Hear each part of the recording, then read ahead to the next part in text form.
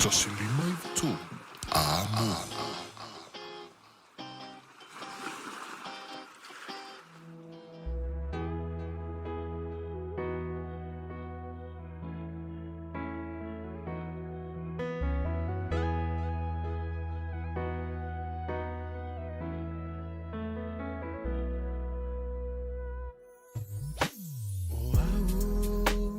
Punitiai olala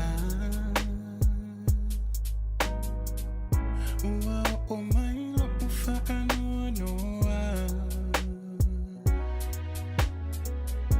O ma fauna Tupupe so uma Vai vai lo utino taluai oi sunga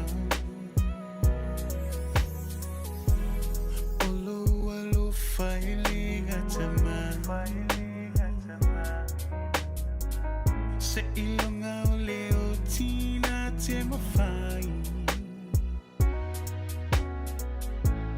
Ai tu uia Saulawa o se aso I moa e se tali o nai o umanago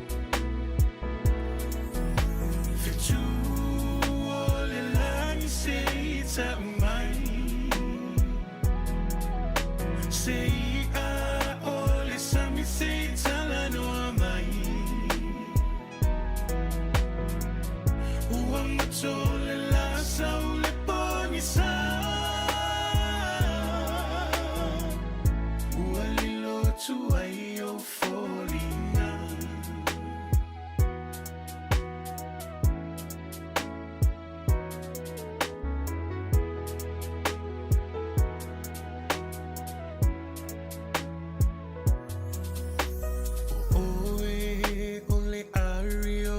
Taimane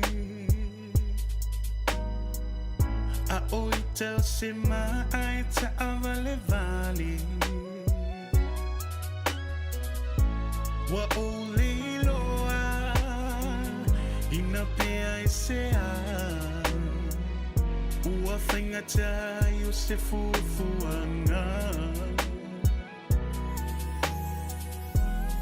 Oe lava o sia utai mane moni Na o fili fili ai le faa maoni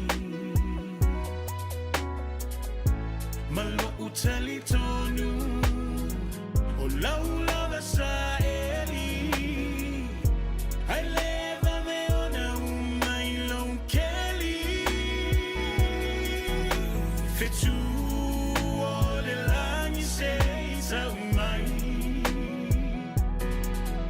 Say ole sami say talano mai Uang tole la saule poni sa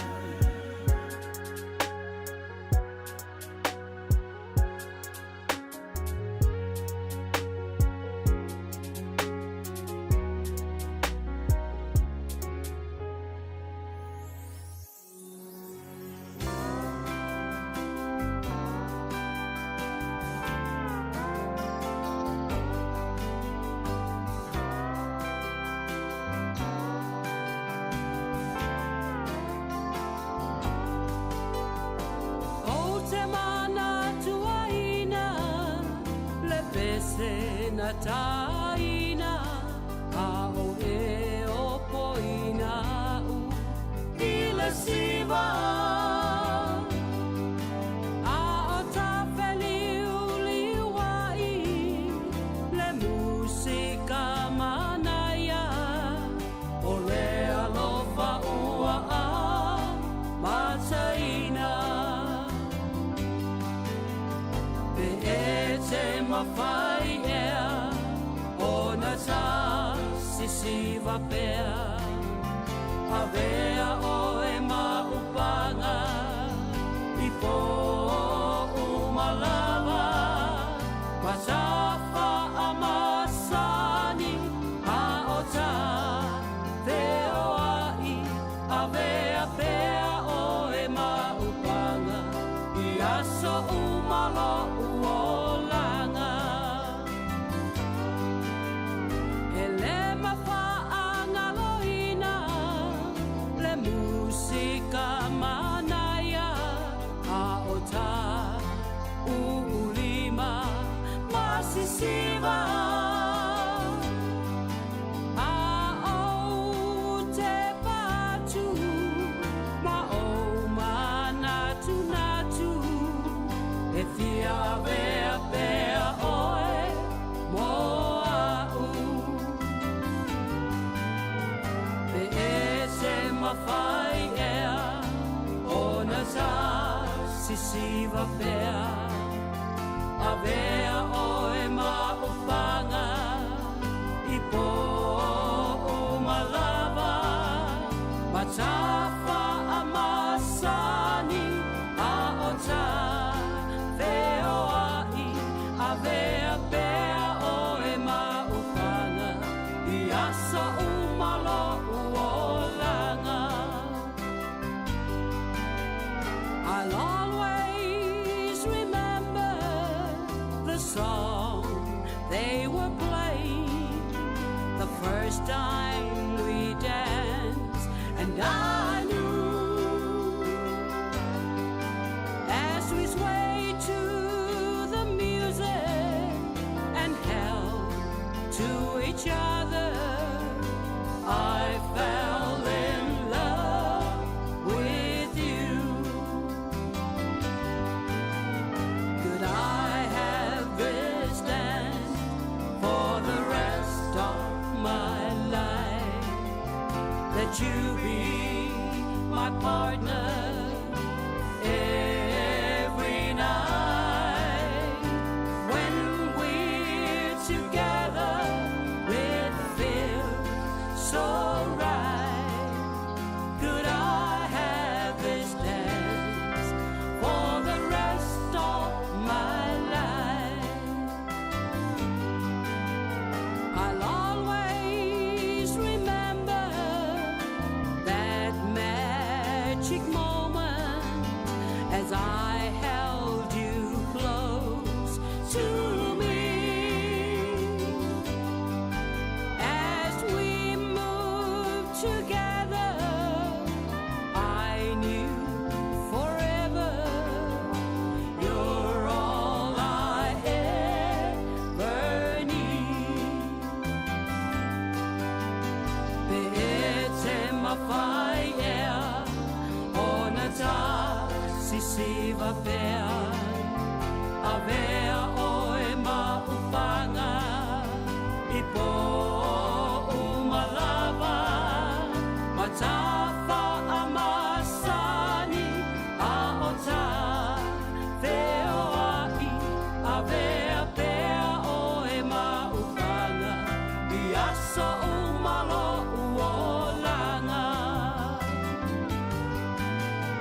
Could I have this dance for the rest of my life?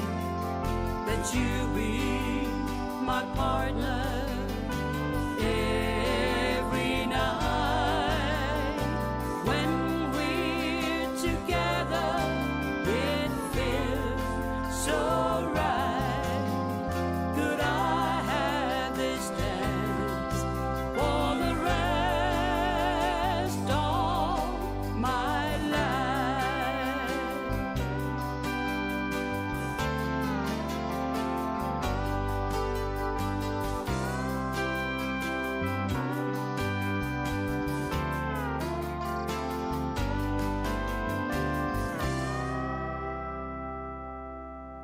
24 hours a day, 7 days a week. Radio Samoa streaming live on www.radiosamoa.co.nz.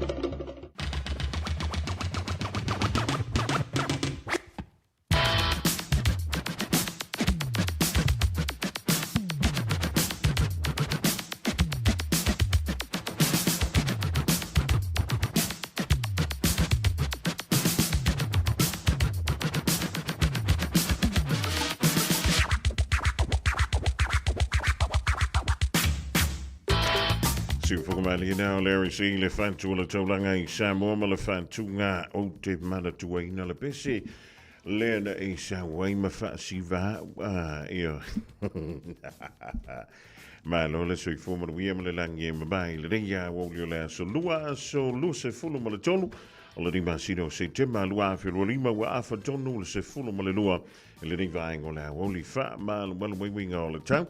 Every time you have a bell on the Tulva Vasalo, you wanga, Yamati Munga for il town, Arila, Elengate Leone, Tofa, Taumalangi Mayo, Savili, Inicio no Fuanga, pay on the Moliba Wina. Ole so lon luani ole tuanga ole quantalon tolu ole fanawa onga talo si ole diamond we la to uma il pepesi yan ole fulu il nei vaita ya o sound ya to mosu enga fai ole tu sanga ya mar quanta mulmul e pe on the tapina to fo yele fanawa onga il mai ai le ole lotu to minti ile nava yeso fope anta to wolia ilona lofa malona ngale malole so fu maruia malelangi mama wa mai o tau wa mai o lua oi il rivango la so talo sia e te le o tau to telefon o le nai te fa ngaina ia fa tuanga mati mai ngali i mata mai tai fo mai tanto ye le mata u pu yeli mata mai tai fo mai o le so le wa amata fo i le si te le o atu i le ono afi o fo mai sinia elegante le o fo mai nifo ia o le wa amanta i le sole la tau te ia ni usila ato al wantu lava se ia ulia ia le aso a tahiau ia po le vai wanga leo le aso lulu ma le aso tofi ona o le la tau le fie i tutongi ia ma fiutana inga e pe ona whaielea i le tuminei ma pūlenga o whalemai ia mi se lava le ma lo e pe ona sasa wa i le nafo i vi aso le na whaiai ia le isi te a li i matamaitai fo mai. Pamai le mtanga wenga soi fo malolo ina o le wafa mo fo mai ma fo mai difo ia o la tutongi ia ma polo kiki e nei lo tangata lo la va ia fai mai ia le soi fo malolo ina ni sila po le Health New Zealand e silian tu male afe valu se lau ia tonga fitinga ia po tonga sa fa pelea ona sa uni fai mai silian tu male tolu afe on se lau ia specialist appointments ia po fa talananga fo ia santa ona fa tiroina ia male o antu le fitu afe follow up appointments ia male silian tu le valu se lau outpatient procedures ia o tulanga uma tau soifu mano loina o lea ua toe tolo po. E langa tei leo nisi o ngase ngasi, o lea ua whaalia o lātou langona. I le tulanga fo i piori iai. Le whaatala le ma le whaatalinga tuli leo le malo. I lea ngani mai ei o li i matamaitai fo mai. E langa tei lea o fo mai ni fo male au tau si mai. Wa mai la le whaamatalanga, wha se fulu ma le valu i tū la. Ia o lewa amatatu ai le so. Ia le te e nā li i matamaitai fo mai sinia.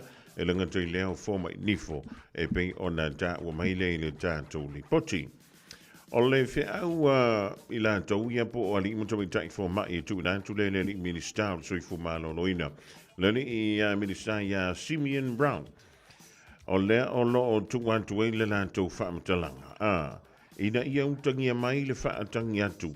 Ale asocio fo mai. Ioi. Ea mai e tā ua mālanga te tau. O na whaalongo mai le ali minister. I le aungani atu i la tōlo whantiro ina le ngā ruenga. Mole soi fo malolo ina i tono Nusila. Ea o le tulanga nai piori e le solo te. A whaila o le wa e a fia atu ai ma oe. Ise whaatala noanga ia po le wainga leo se fo mai whaabitoa. Po le alama. O le aso la ngona o ye le rivaingo la wodi. O fea e li lifa iei lau lango lango. e te langolangoina le manatu ali ma tu tai fo mai ia pe e te langolangoina ia le soifua maloloina e meise ai ia le li minister ma whainga malo e peo tule mai i to tonu o New Zealand i le nei fo i veitau. Ma te tua le whainga malo o le national o le whaasau se leni e peo o le tāua mai. Ia masui ai le li minister o Simeon Brown le sa avea ma minister o ngā ruenga te tele a le malo New Zealand e sau se kau ka muka soifua maloloina e pei o na iele suia ingana i le nei fo i tau sanga peutai. Ia e le se pisidisi le soifua maloloina e te tāua na ave le wha mua ia i la tau o le mo o mia le auaunanga e le ngantailea e te tau fu na wha tāua ia la ngona o i la tau o loo wha tinoina lea auaunanga ia e se alfa mai ia wha saumarakupe i wha saumarakupe i ai wha awhewhea i la tau o le wha tinoina le ngāruenga ia o le mena lea o ngani mai e ia li mutamai tai fo mai e le e tomo whina mana i antu i le lantou o lantou langona ia e meise i o lantou tutongi i le nei vaitau.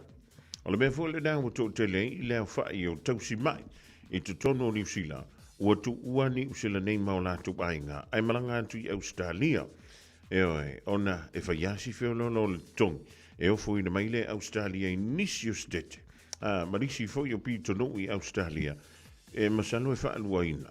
Wa o leo te manatua le tausanga na se mwhai atu nei. O lena ofo mai ai Australia. Ia le tutongi o antu se lau tolu se fulu wafe. Se lau tolu se fulu wafe tala. I le tausanga. Mo le tausi mai. E a le whamita atu i nei. A maurunga le tongi le tausi mai. I ona se fulu anga ele fitu se fulu wafe tala i le tausanga. Ia una ino folema e fuafua lele. O fea o kokongi e lua. E afo e whaingo fie le tausinga o oe ia malau ainga le soifua maloloina ia mi se le soifua whai pia o oe malau ainga afo anto se si se tongi whapena i anto e ke fia ngofo ia ngā kongi le kiki ia malea mga ia kwa ia wai ia kakau pe te tu i lunga ma e alu anto i o i le mea o lo ke le hei ko kongi lo ofo mai ia o le tulanga le rai pio na whaali ia le te ia mai manatua tu tonu o le ringa tunu o New Zealand te lele avanoa e mwhaiona whaani ei ia lau te te ioi o le whainga wha te mkarasi le da e mawhai ei o na whaali lau whina ngalo i se mea e te leo fia ai e whaali la e le tūlanga leo te te ia ma ua le wana sila fia foi e le soi fu malo no ina ma le whainga malo le tūlanga o le a o iei ia le te te ede ia li ima tumatai fo mai ma le tuala vea son se imwai antunei tasia le aso le whainga i le te na o le aso lua. Ia, na i fo i leo le te te i le stofi. O le sola, ia e le tasi le aso. E alu atu a nei. Alu atu i le po ana nei tae au. Fatu a umale te te i le vailuanga leo le po le aso lulu. A malama le stofi. Lodo winga. Fa se fulu ma le valu i tu la. Ia e pe o na ta o maile i a ta tu li poti i le reifo i vaenga le awon. A wale na usile fia le ta tu. Tro. Ia, o nisi na tu langa he aona e si le fia i le vaenga le aso. O iai ia tanto i le aso lua le ringa aso lusu mantonu o le ringa masina o se tema. E le mawheo le tua le tanto wha malo ma le tanto wha tulima. Au auna pa ia le tua malo le tutano malo le on sa te mamati na ma tua pa aga masani le tanto wala leo. Ia o amai o lua o amai o tau. O whea ngai wa nga iei le o lele isu nga wa ko kara ko ai ngi vai ngola ul o kala fo yo inga wa ki nga inga ngi yaso ye o le hangun le halunga na o le dio la ale ai ya se ka ke kala ngoi ye o le hifo i mea nga ka ke kala ngoi le malo silu o e no fo va ina fana wa o nga po le da fo PPC testo ina masilo matua ye o me to ta wa fight for tu na i le time ye e wa fo le fa ma fo tu le to ina malo matua ele ai ele se dei kia ele o sea onga amata ia vai ve que o elo ko ngangi piki mai ka mai ai fa per kala ko intole e vai ele se preschool le mele nga mo mori mai ele se me ai mai ia o le mena sa wa ia sola ai amu ia ta to sol ia tu nei fafo ole winga la ta o le mawhainga na o umata mama le tina pe a whai wa mātutu o le whanau e o he whainga weng. Ia pe no fofo i le si le whare. E wa ai le whanau, a o lai mawa antu le so swani. Ioi, mawa antu le so swani wha so mo mea ai. Ia mi sei fu i lava lava o le whanau tau so swani a tātou pili. I le nei vain tau. Ioi, e wha pe i mai lau pili o le vain tau o le tau maluru. Le hana koe ngā mawalunga nana o ti ei lau sei leni na ua wha tanga tutongi ei lau pili. Ea, ua o vantu mo le se lau mono tupu. Lua se lau, toru se lau, wha se lau. Kere o wha longa kua ka ko dividend fo i le vecta po le arki mi e sa wai kua kapanga. Ea, le mahari e fo i o le wanga i e afo. E lantu te maua le wha amurianga leo le tongi pili. Ea, wele kai anga pisa mai a kako. Ea, e ke ia fo i le wo o kiri si masi e wha. Sol, maua e li skako wha amurianga fo i le. Ai ke o wha mai. Ia, magua fo i meanga ngat sa walu lo le pi. Ia, le lei. Le meka ua o le anu sa o le pili, ua fo inge ia lu sesi tūlanga. Ia, e koe ko kongi muni a koe le pili, ua ia i lunga ma le mea fo i le lea fo i le ngole mea. Ia nga, o le interest de ua wha popo ia i lunga. Ia, ona o lo le usita i le teimi tutongi ia tātou pili. Ia, o nei vaenga nei tu tala antoi le tātou mautanga le nei vaenga o le awoli.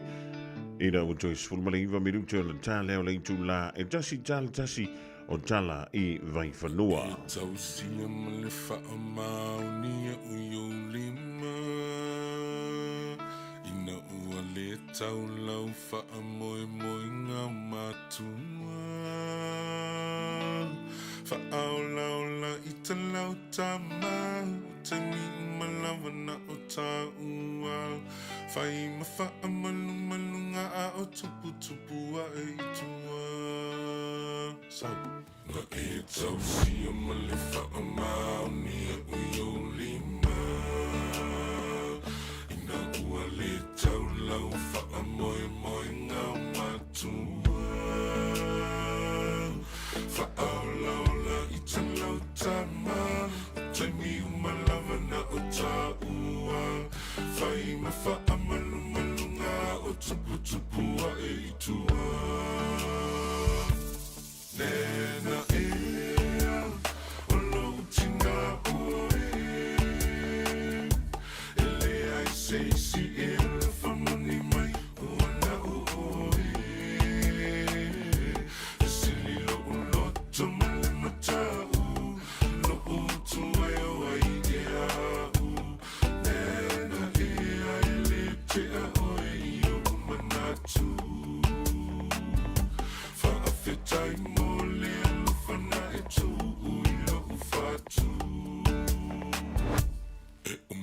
Tua oi ona e si I tawatu iai. Pe ole whale lava o so o se tangata o te tangi mai ai. Fola lo saua I matai le ai se tangata e te fo I mai ai. Nena e a talo whaua e le toi fo I mai. No. E umautua oi una e si I tawatu iai. E ole whale lava o so o se tangata o te tangi mai ai. Fola lo saua I matai le ai se tangata e te fo I mai ai. Nena e talo whaua e le toi fo I mai. Nena ea, o lo tina oe. Ele ai seisi e la whamani mai, ona oe. Sili lo loto male matau, lo utu ai o ai e au. Nena ea, ele te a oe I o manatu. Whaafetai mo.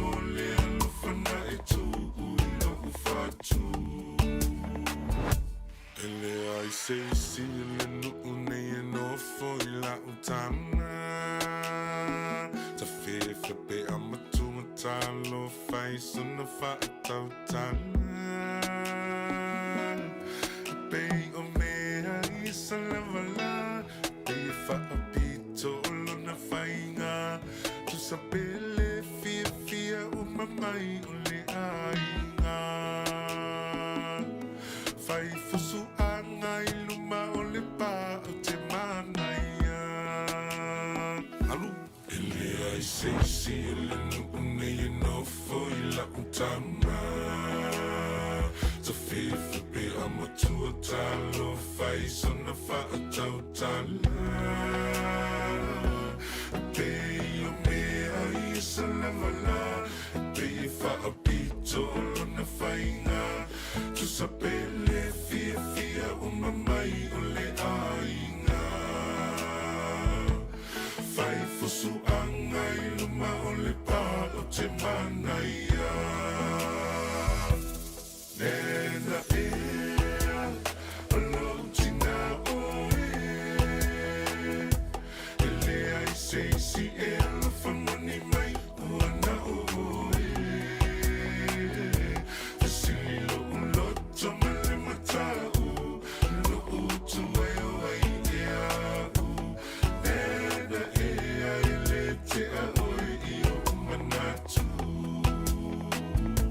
fa fitai mole lo fana tu ilo fatu awa fica nena Aka foi kai mi fasi o fasi mo ila va wenena kuri kamilo ma pala la si mau mai unga au wanga fa pe o mangalo ai au wako o ule amu le ai uki le kau fa ali ku se nana fa pe ngai ka alo ia ku ia mama ala sa war ku fa lava au ku i pe silo pe sa wai ku ma pawa o ile ai nai le unga ia fa mo fo ia ai lawa tintilin sulu unga ko tintilin elisa sawa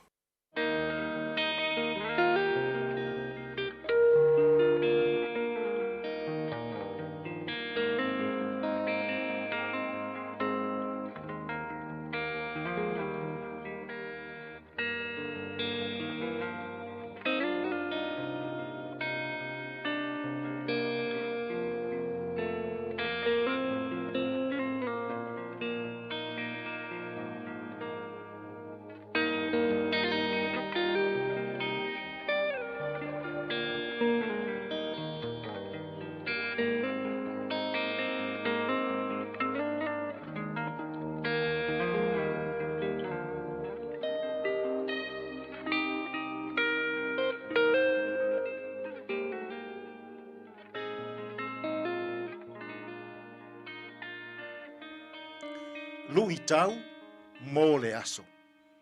E tā ua le taimi nei. Today is important. Mā taio, luas fulu ma le whā, a olona foi upu e tolus fulu ma le ono. A o lea aso, ma lea I tū aso. E lei loa e se tasi. E lei loa lava e angelu. E lei loa fo'i e le atali. Wana o le tamā lava. E tā ua le taimi nei. Today is important. O le isi le nei o fesili talinga tā. I to tonu o le tusi pa ia. Ua tū fesili sili tangata ia Yesu. Se I au mai lava sina whaailonga. E iloa ai. Le taimi, le aso, male I tū aso, e toe a fio whaalua mai ai. Po o le I unga, o le lalolangi. Ai ese le manino, e ese le malama lama, e ese le whaingo fie o le tali a Yesu. Whai mai Yesu I le tali lea. E le ai se tangata I lalo le la na te iloa ina, le I unga o le lalolangi. E le iloa e angelu. E le iloa fo'i e Yesu. Whai mai Yesu. Ua nā o le atua. Na te sila fia. Le taimi, le aso, ma le I tū aso. O le I unga lea, o le lalolangi. O le anganga a toa o Yesu I le nefesiti. So ia tātou te whaata ua, po o a whea.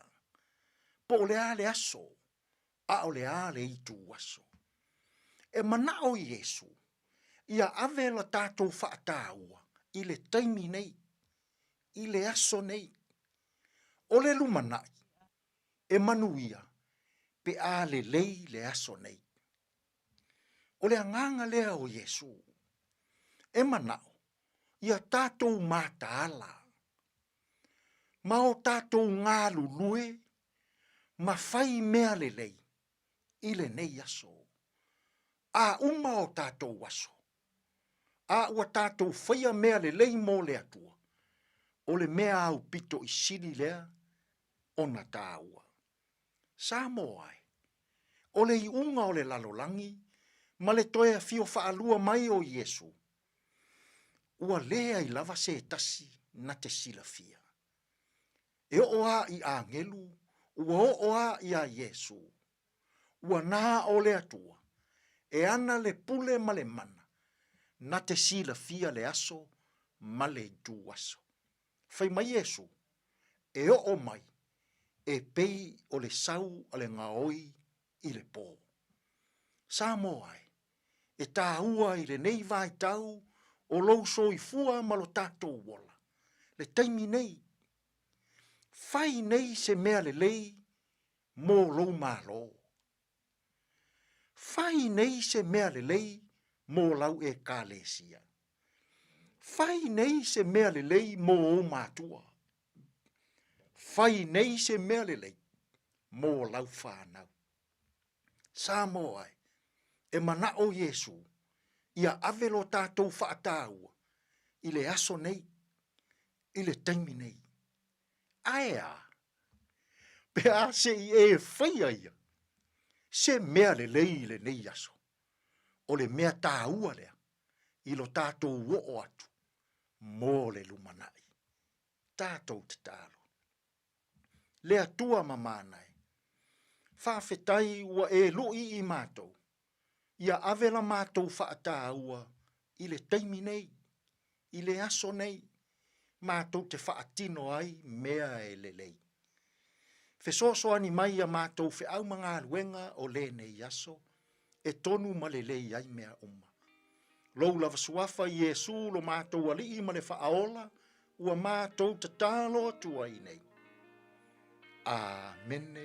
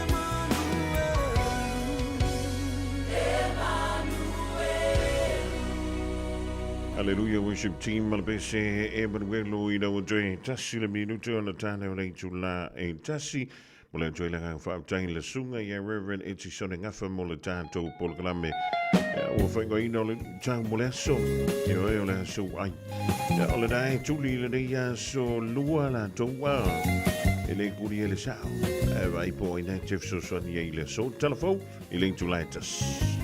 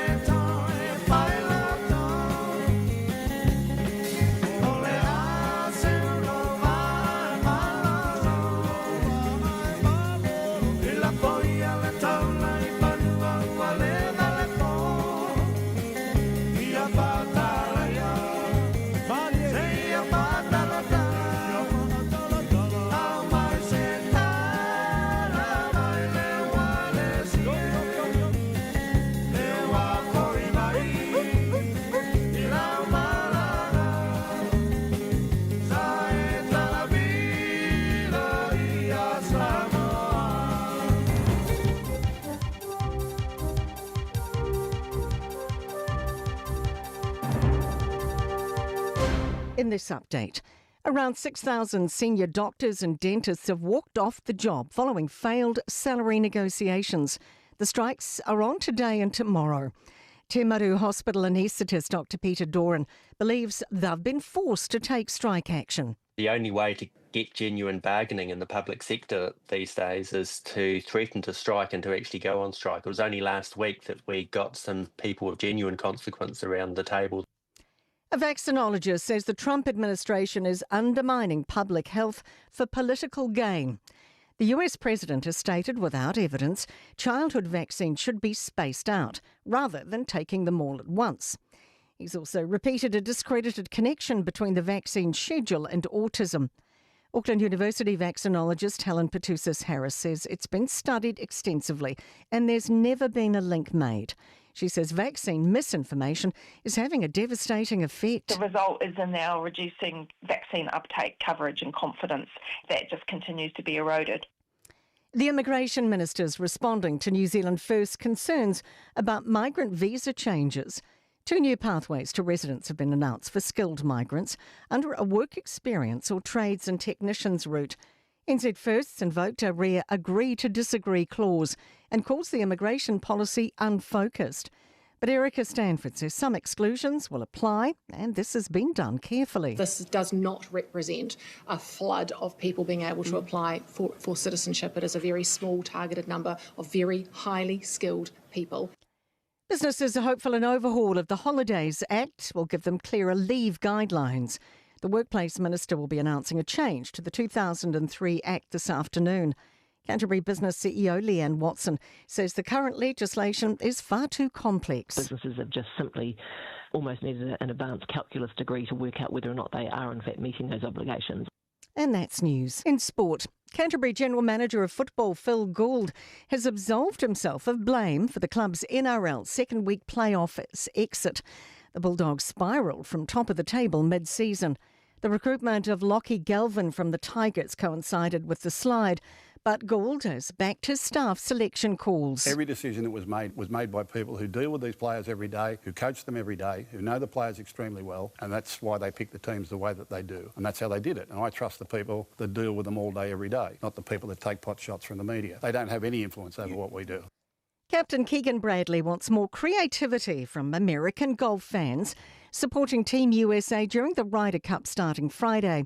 The first-time boss thinks Team Europe chants are more creative and fun than his compatriots simply chanting USA, USA. That is sport.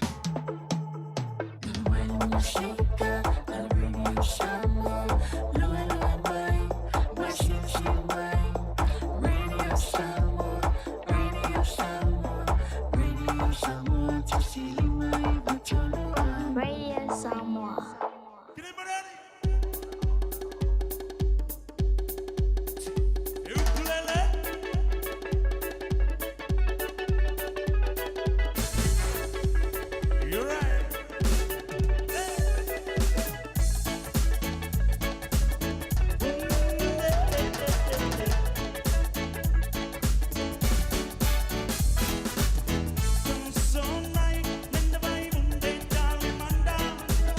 Naiva, Tangi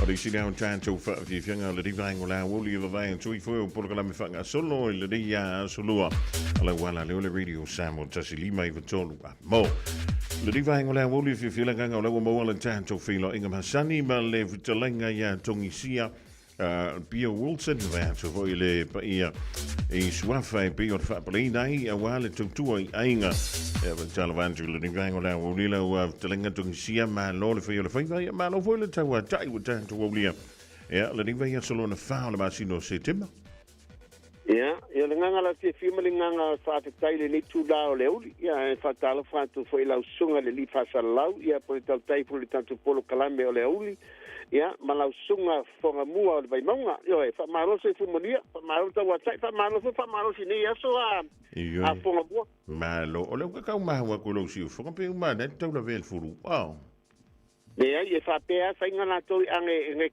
tam fa tu longa fa fonga sawa o si tam fa foi le pat fa pa rua le pa rua la le leo ia Mata tau lea anga o aulun malu fa mo mato fe pese. Manaya.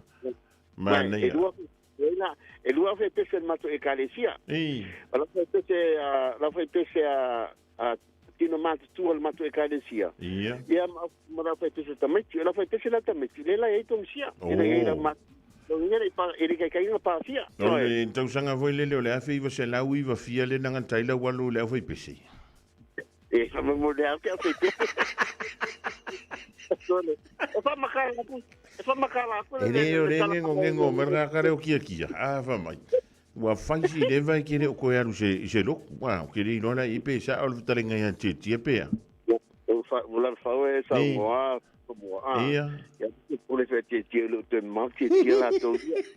Le maman tirer la tovia. E la tu me kate e tu ngalo e fono fino ngalo ya tirer la. Tu te se fai o munule mo la manoa. Ia. Munule la manoa. Man, ia. Alo no ingala tati ai pe fa pe la ai pe ngai.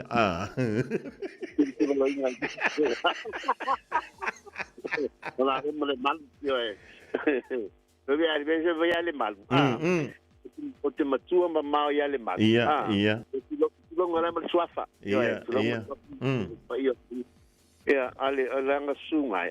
Ia, mo pe o to ina, vo le pe o se futa o matua e ta uia. Ale se fa matola se ma fua nga a tongsia. Vai se tu ngala ya la fo mai. Mai ale mal. No se ngase la mamua. La eu de pena to so. Vai polo la le uso la to tu longa la mo. Ka fiolai. Ale tu langa sunga ya sa titi. O le fo mai. Ia. Vai so se ngase la eu o la tu longa fa fonga. Eu o la fo le fo ma o cielo vai matua. E ma Ia nga vainga e fai e mea umanga Ie patena lapa. Ia. Foi lá que fia pera me nga se tia lui ale malu. Ia. Ora bueno que tia la to le ston fiki la to ia nga ia le malu ale. Rongo winga wakai la kala kai mi vele le wakako pepesi ai ma fai ka waso mai kula pea. Kikia. Porque foi balgo, porque não foi porque balgo. Angol menga le pia ya, o menga le mata tala. O bande ona matua le soifua ai fo ia setiti. Ia. Ona ole telina o ono tuti tawabe. Ia. Ai mi tu langa fa fo mai. Ia. Fo mai o le fatu, fo mai o le toto, fo mai o mata, fo mai o le tino, fo mai. Ole singa mero o vai suinga tungsia. Vai tule na va nga fitala. Wa makanga faide makaraka. O longo winga e a fia foi meio fo mai le fane ko ngol vai. El mouse we mata e mele.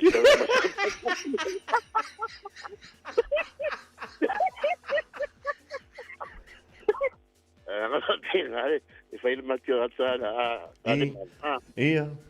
Taun mata sal me taun mata ai le man. O lona winga wa tau tele ona overtime ai le lava le manolo. Ia, o que vai colocar foto. He wai, o le mea ngai ai a karangoa mai malosi aro ngasi ufong. Ai o foi le ringa rua whaafsanga. Ia, e harua rua wha mai, oi foi oi. Oi, wakau ngalo. Ia, o le mea ngara wāra inga whaide maka. O le mea ngara wāra inga whaide maka. Ua a maka foi le ringa kau pongi sāranga sira. Ia, o le mea ngara kui whirua po angi mea o mafua mai. Iwa mengi o foma. E fofo e la ko ngasi. Ia, pe tu tanga whinga le we lu sua tia. Ia, pe me sua tia. Le la mo follow ma for mai. O le la ta for you tu sai ala. O le ta for you tu sai ala o fa pe. Ia. Pa ware me. Ngi ki waka ko ka kali ko lai fa so mangwi. Ia ele lo ke ia fa mai ia. Ngai uso voi. Ia. Poko mai ana ka ko e kalesi. Ai vai que eu fa pe mai. Oi. Kan se ngai kama fo ai fo o fonga mua ma tongi sia. Alo te pongo kama. Alo mai nei anga ki o le ai man ngila la. Ai la he alu mar fia. O au ke alu mar fia.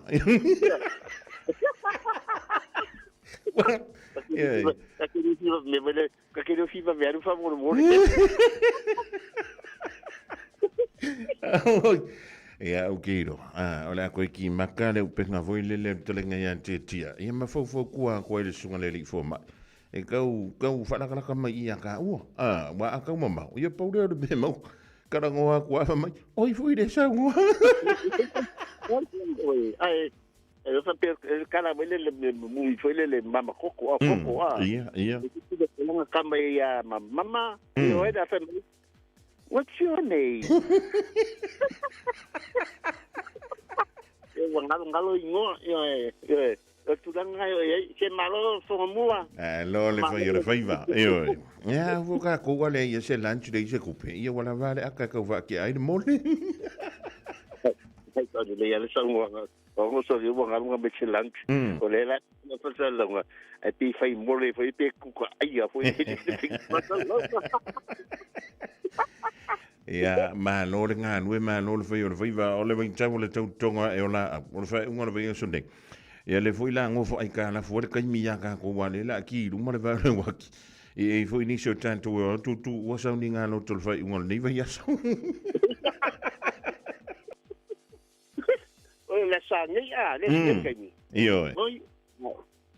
Kai la va kai mo longo ku ye ring fo el tatu atinu. E ke wa ia wa ku malau pela we pai. Ara wa kala ngo merko o foi pese ka pa ka ku o le ro.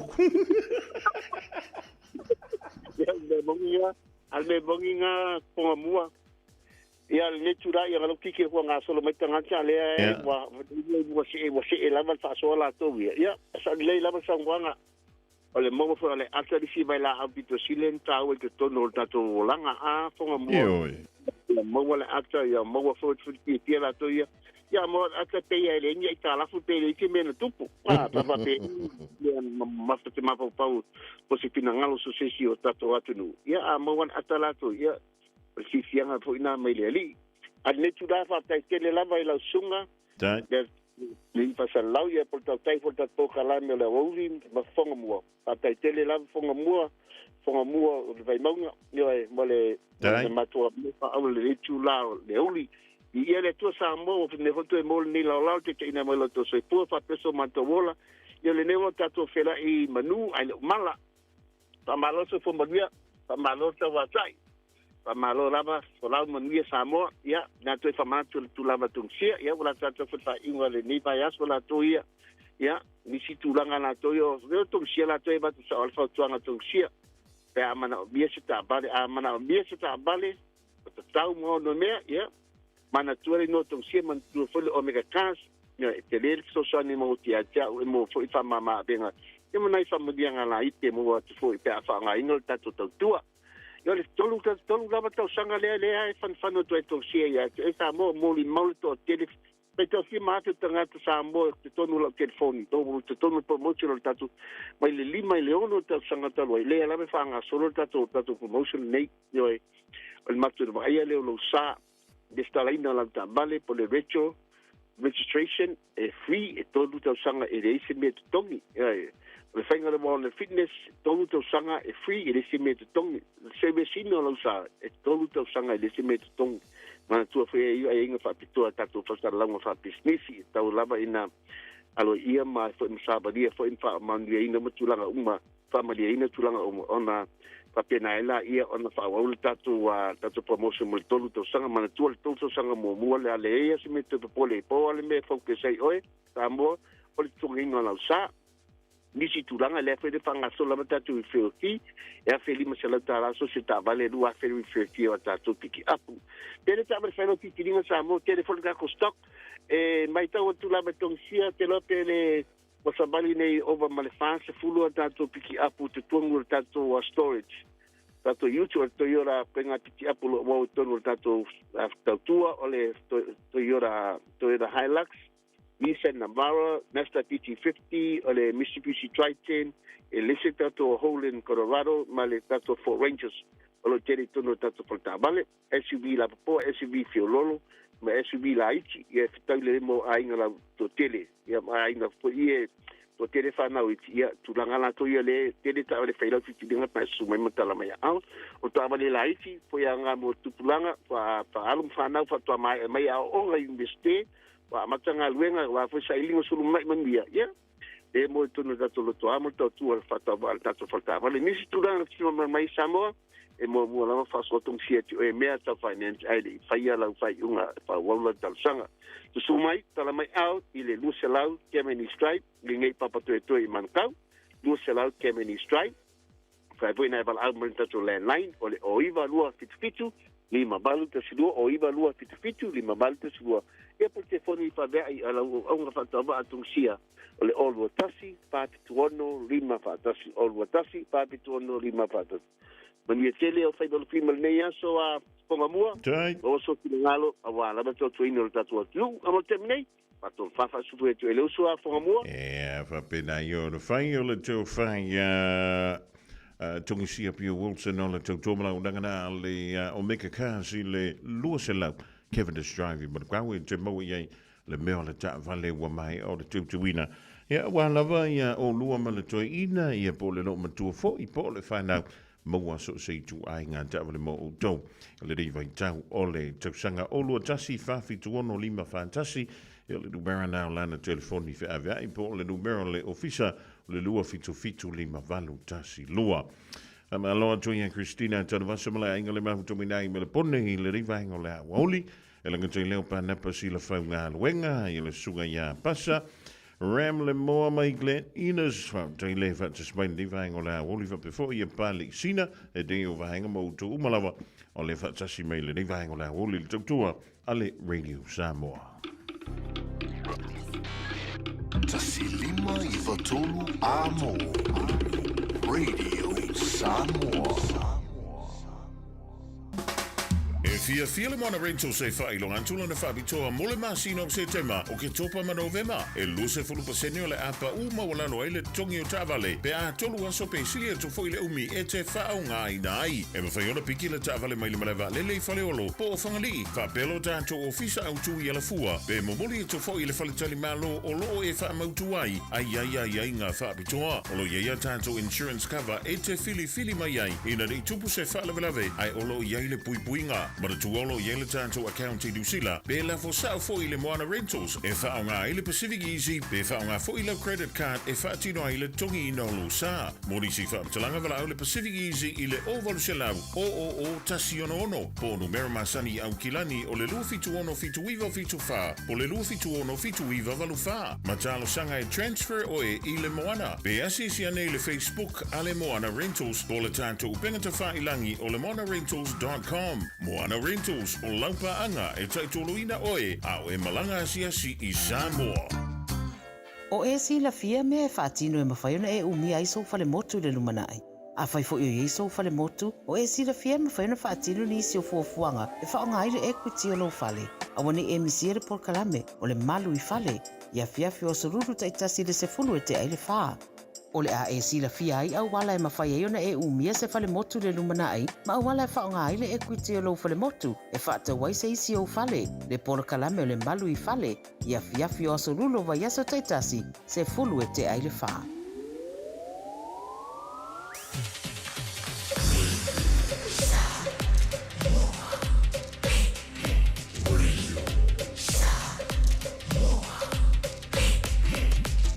Tasi lingoi watu.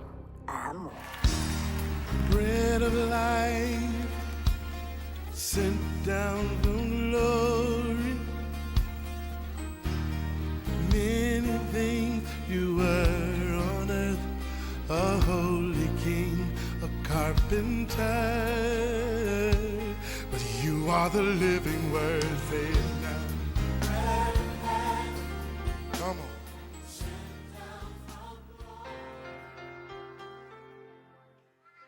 Talo falava tatou tinu o mai tatou polkalame o le a reto le ola le yaso o te fia foi fa felo ia te oe ia umfai ona so tai mai le yaso e tatou polkalame masani o le a reto le ola. O le tusia numera luas fulfa fai upo iva ia fa upunga fa pea ele ungol fai upu e manuia le na te fa manuia tu ia te oe ai fetu uina le na te fetu uina ia te oe. O le upu e whatatau I le nuo Israelu, e ia le tala le perfecta fo I le wawalo I ngoa ia pala amo na whai ia Israelu e whapea, e whaamanuia le tua, I e whaamanuia ia Israelu, ai whetuina le tua I la tau, o e whetuina le nuu le nei. O le upu la mo o e tāua te le nei aso e whapea, ta talo mo le file mu o Israelu. A tono se mata upu ma ale le nei mata upu ona le tūlanga o lo tūlai mai nei I le nuu o Israelu ia ma le vā ma le nuu lea Palestina ma nuu Arapi. Ona o le lipoti o lo eva ai lungo news le teimi le nei o le tele o news ia ma atu nuu o lo au mai ai news la tau te le fia I le nuu le nei. O lo li poti mai ai na o mea fōlinga mai ni mea leanga o lo whaia Israelu I tangata Palestina ai o tua atua nei li poti umalava o le manaonga lea o satani pe ava ai le history o le lalolangi ma le amatanga o le nuu le nei o le manaonga lea o satani ina ia ita le lalolangi uma le nuu le nei ma whaasanga tau le lalolangi le nuu le nei ma solo ia le nuu le nei I le lalolangi peitai I tua tu nei mea uma o lo o ngaioi le mea lilo a satani. Awa eva ai le history o le lalolangi, le tala anga whaasolo pito o le tūlai mai o le nuu le nei, o le tele o taimi na tau mawhai ai ia nuu o le lalolangi, e wha umatia le nuu le nei, whaatita inga, I le amatanga lava ina ua tupu le nuu nei ai kupito ma ua malos, na tau mawhai whai wharao, e tape I lalo le nuu le nei, le na whai ai, fasioti tama, longo vinga fasio kingo kamor ka mafai inga ia pirioka le tupu le race le ngai o le nuu le ta ua o Israel le nga fasioki ai le tele o tama ai sao mai ai le tama fo ile o Mose e ile fo ile vai taimi tu lai mai fo ile le nuu fo ile o Persia na iai ia le tangata I longa fo ile o Hamanu le fo inta mafai e fasiotia tangata saivta umalava I le taimi fo ile na ia ina lave ai fo ile tu ala ile mele na fai ile tu ia e seta o mai fo ile leva tele atu le tato vai tau lava ile leva ke le fo ia le mena fai e hitla fo ile o siamani na ia fasiotia ai ia pe amaleono miliona tangata iutaia o le mana onga hitila I tua tu fo pe ai le mafu anga fai Hitler melena o longa tau mafai e tape ilalo ia le race le o tangata iutaia fai mai Hitler e ka kauanga solo ia ese tangata nei mai le lalolangi ia o mai fo ile taimi fo ile o le tupu le presidente o Iran ele leva ke le fo ile presidente sai ai na ia fo ile na folanga sa fai ai lunga le o so ta inga e fa pea ia te tau ona tape ina le race le nei masoloia Israelu mai le fa fanua o le lalolangi peita e ke va ai ku fo iai foʻi le mea matautia o loo talitonu iai nisi kerisiano ua iai foʻi nisi lotu kerisiano e iai le talitonuga e iai le mataupu silisili e taʻu o le the replacement theory o le replacement theology o le talitonuga lea a ekalesia na sauai foʻi ua uma le kaimi o Israelu le lalolagi o le taimi legei ua sui tulaga e le ekalesia ia Israelu i le kuspaia lona uiga o folofolaga uma o loo le tuspaia e lē mo Israelu ae mo le ekalesia ai loga e saʻo le mea auā a evaai i le amataga o le atuaga a maka ia Israelu o le tupuaga o le mesia o tagata Israelu o le taimi ga uma ai le soifua le mesia toe tumaiga koe kua e Israelu i ga ua afio Iesu i le lagi ga afio e foʻi Israelu i le mauga o Kalilaia i ga ua koe afio mai foʻi la Iesu le kako ke faatali ai e le afio mai foʻi sisinuu fai mai kalatuspaia e afio mai foʻi Israelu matu ona tulaga aao i luga o le mauga foʻi lea o olive lea la ke vaʻi aku le tala lea Sakarias fululua fai upe se fulu fai mai tala i le keimi e fio mai ai Iesu e fio i foʻi Israel fai mai e vaai atu foʻi i latou na tuʻia o ia i ona 5 ma ona vae fai mai o ga taufaitagi tuʻi lea o i lakou o ai le kaufaikanikuʻi o tagata Israel foʻi o Israelu e afio i foʻi ai Iesu mo le faaolataga o Israel ma le faaolataga o le lalolagi atoa lea la ke loa e tāua le nuu lenei fai mai foʻi kala Paulo le tusi Roma le matau pasifulukasi o loo iai le mea lilo ua faia e le atua fai mai o le faalogotā o le nuu lenei ga maua ai le avanoa o i tatou nuu ese e kalia ai le faaolataga ina ua liliu mai le atua iā te i tatou ae fai mai kala Paulo a atoatoa mai loa le liliu mai o nuu ese ona toe liliu lea o le atua e faaolaina lona nuu o Israelu i le taimi mulimuli ela ia le manatu le ngai skelo e tāua lo kakalo mo le ngu ngai o le poloaʻiga a le atua na fai i le tagata foʻi lea palaamo ina ua manao palako e fetuu le nuu ngai o Israel ae fai mai kala palaamo fai mai le atua o ke faamaguia i le nuu ngai ua fai mai o se faamaguia ia Israel o te faamanuia ia te o se fetuuina le nuu ngai e fetuuina o ia o lea foʻi kako tunu o lota manaonga ma le nautaʻiga ia avea sa mo o se nuu e tatalo mo Israelu ma kako faamaguia i le nuu lea auā a kako faamaguia ia Israel e manuia foʻi Samoa mai le atua o Israel le atua faafetāu matu i loa le tulaga ese o lenei nuu na e amata ai e ke faamanuia i so se tasi ma so se nuu e faamanuia i lou nuu o Israel faafetai Iesu amen.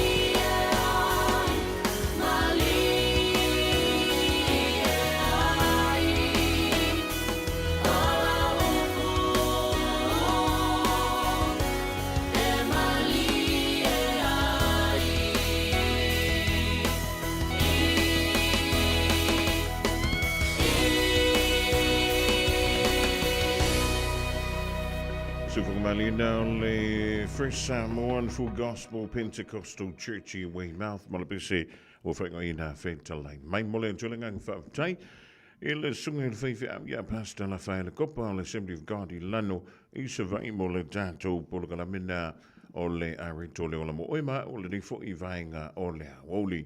Sfulu whamiru talo tōn tāle o le tulai lua, tāle tulai lua au nātu tātou telefo. Radio Samoa. Taslima Ivatolu. Amo. La wotono maini si o tātou whaalinga wala wale longa pui ili o lau taupa ia ma lo o tau mamalu ili deifo I vaenga o la wauli. O le anso lua so lo sutolu rea o la masino September lua fe lua lima. E disi fo I o wha mua la whapeleo na whaatono wina I le nei vayaso mua atu. O le tātou tusi o le songa ato ai fo I ma le tusi o le vau fili fili. Aua ne ngalo saulo minga o le tusi o le songa ato ai ma le tusi o le vau fili fili. E mawai whaano penga o Samoa I sisifo tutuila ma manua o nisi o tana tu o Samoa. O la ngā upo le matafa I o le matai le whainga o whaale walave pe I o whaai poiponga o le maliu o le osio singa o ainga fe sila whainga o Paolo o si I whaanoalo whaalanginga I kālesia ma le tele o le ngangana o whaanoalonga. E nā o le fitu se fulu tāla le tau ua nā o le ofisa o le Radio Samoa I le tolu pā tolu ono Hobel Avenue Marukau e maua tuwai saulo minga. Monisi whaamtalanga wala wane le lua ono lua tasi lima I tolu lua ono lua tasi lima I tolu pētaka iane I le shop radiosamoa.co.nz e whaima yeso oka ia o tapena tuaila I lea e le tātu ofisa ma lafo atu e alau oka I le tuatusi o loo e nopia iai.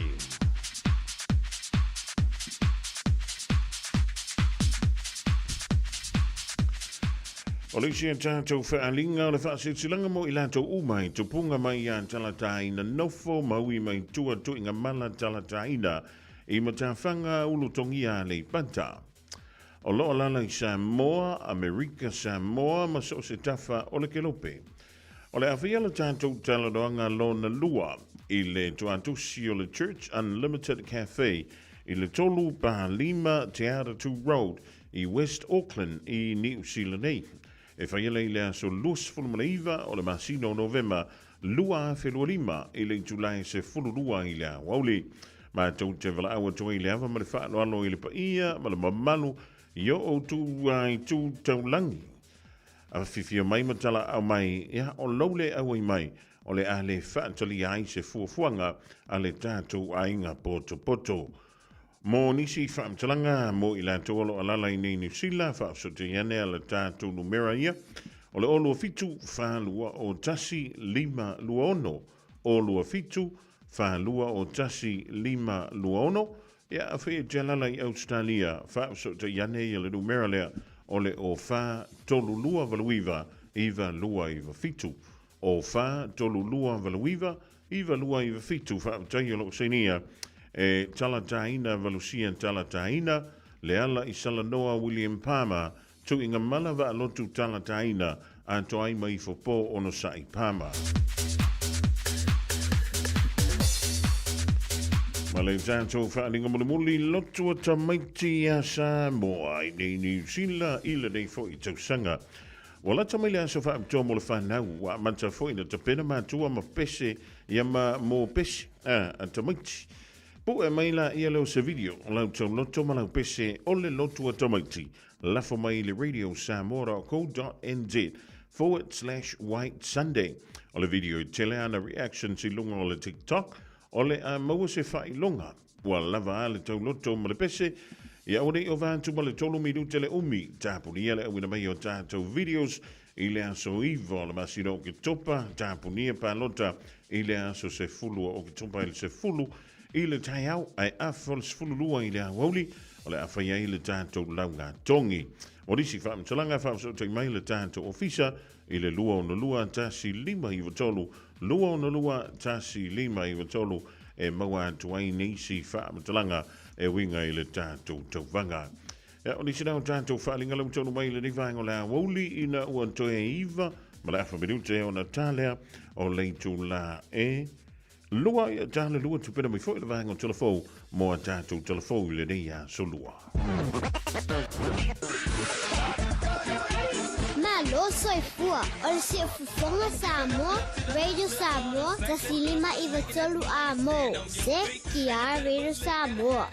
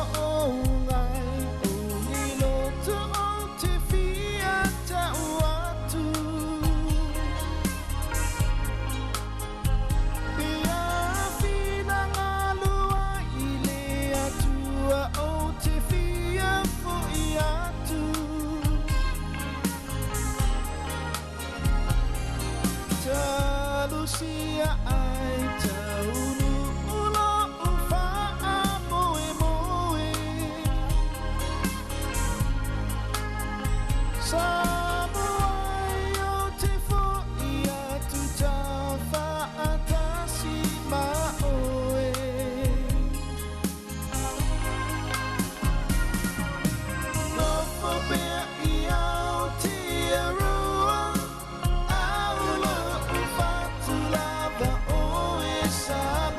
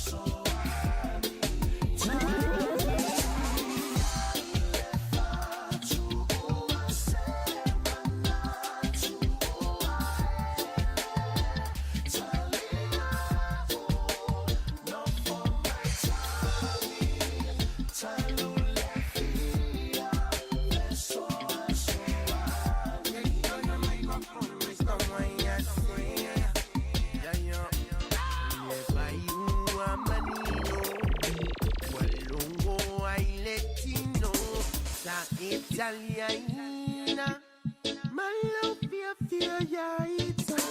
Oh, never. Where am I? Tell me, oh, set up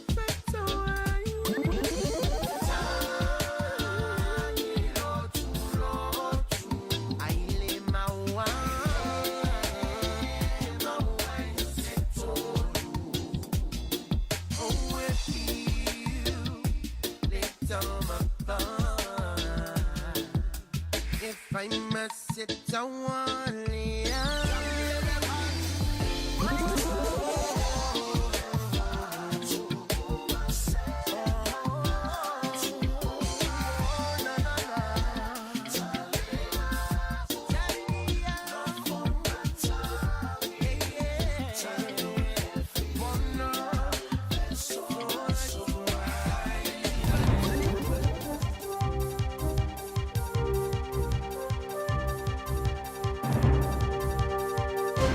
Toi whatalo whatu sa moi lo whafunga angale nei tu la o le awauli o le asolua alo mai o se whapopunga le ni o tātou tala Fomelo Radio Samoa. I talo to mua, ele o malo lo lava ngā luenga whaatino au nanga le mtanga luenga o leo leo ma ofiso tiute. E tama whaia tau fit le tele o ngā yoinga whaasotu la fono tau nā koti, ma leo o mai I lau whanua New Zealand, e peiona wa aia ile nei vai tau. Ai o lea fwoi o whaamaonia mai le mai ai ma le manuia o se tasi o ngā luenga tele whaavao malo na ngā lurue ai au nanga New Zealand ma na paanga mai Amerika, Singapore, Brunei ma Australia. E tā ofi mwhaamuta le wha wai o na whaatino, sori ngā tū la whono a vaenga so whaatasi, ua tā ua le syndicate, ma le tuwhaina ma avatu whaana nā ai o whala au whaasaina o le aisa, le methamphetamine, i te tono atu no, e au fia ai ma New Zealand nei. E tu sai ma se pepa o whaamtalanga ma le ofiso tiute na whaamawina ai. E whao ngā e syndicate whaamomoli o masini, ma le tele o loa si atoa, e na nā ai te tonu le pauta o le methamphetamine. O le mea matautia i tau mawhai ngā lewa ainga so whaatasi bo syndicates, o a lātou ngā ioinga e pe o na ese ai o awala e lafo ai whaamomoli. E whaapea e whao ngā meli ma ofisa whaapitoa tau whaamomoli. Ini ia awaine i mate ia au nanga ma lo, ia whainga whaasotu la fono, mai loa i tū manofuanga o loanga i mai ai nei whaamomoli. I whaamtalanga na tā ua ai o le vao le masino o Novema o le tausanga lua o lua wha, ma le masino a perilo le tausanga nei lua o lua lima, na maua mata fia ia sui o ausu su ele malo Brunei le o atu le fast furuiva kilo kalama o le mamafo le aisa po le methamphetamine na fuafua mo le telo i tu o le atu nuu. O Singapore e whamawina se fulu kilo kalama le mamafo le aisa na tau fia le masino a perilo le tausanga nei. Whaopopo atuai ma le ngā luenga New Zealand le masina lava o a perilo ma yuni o le nei tausanga, le na maua mata fia le se fulu kilo kalama o pauta whaasaina, e pea ma le 3 miliona tā la New Zealand, lona tau pea whaatau atu i tua.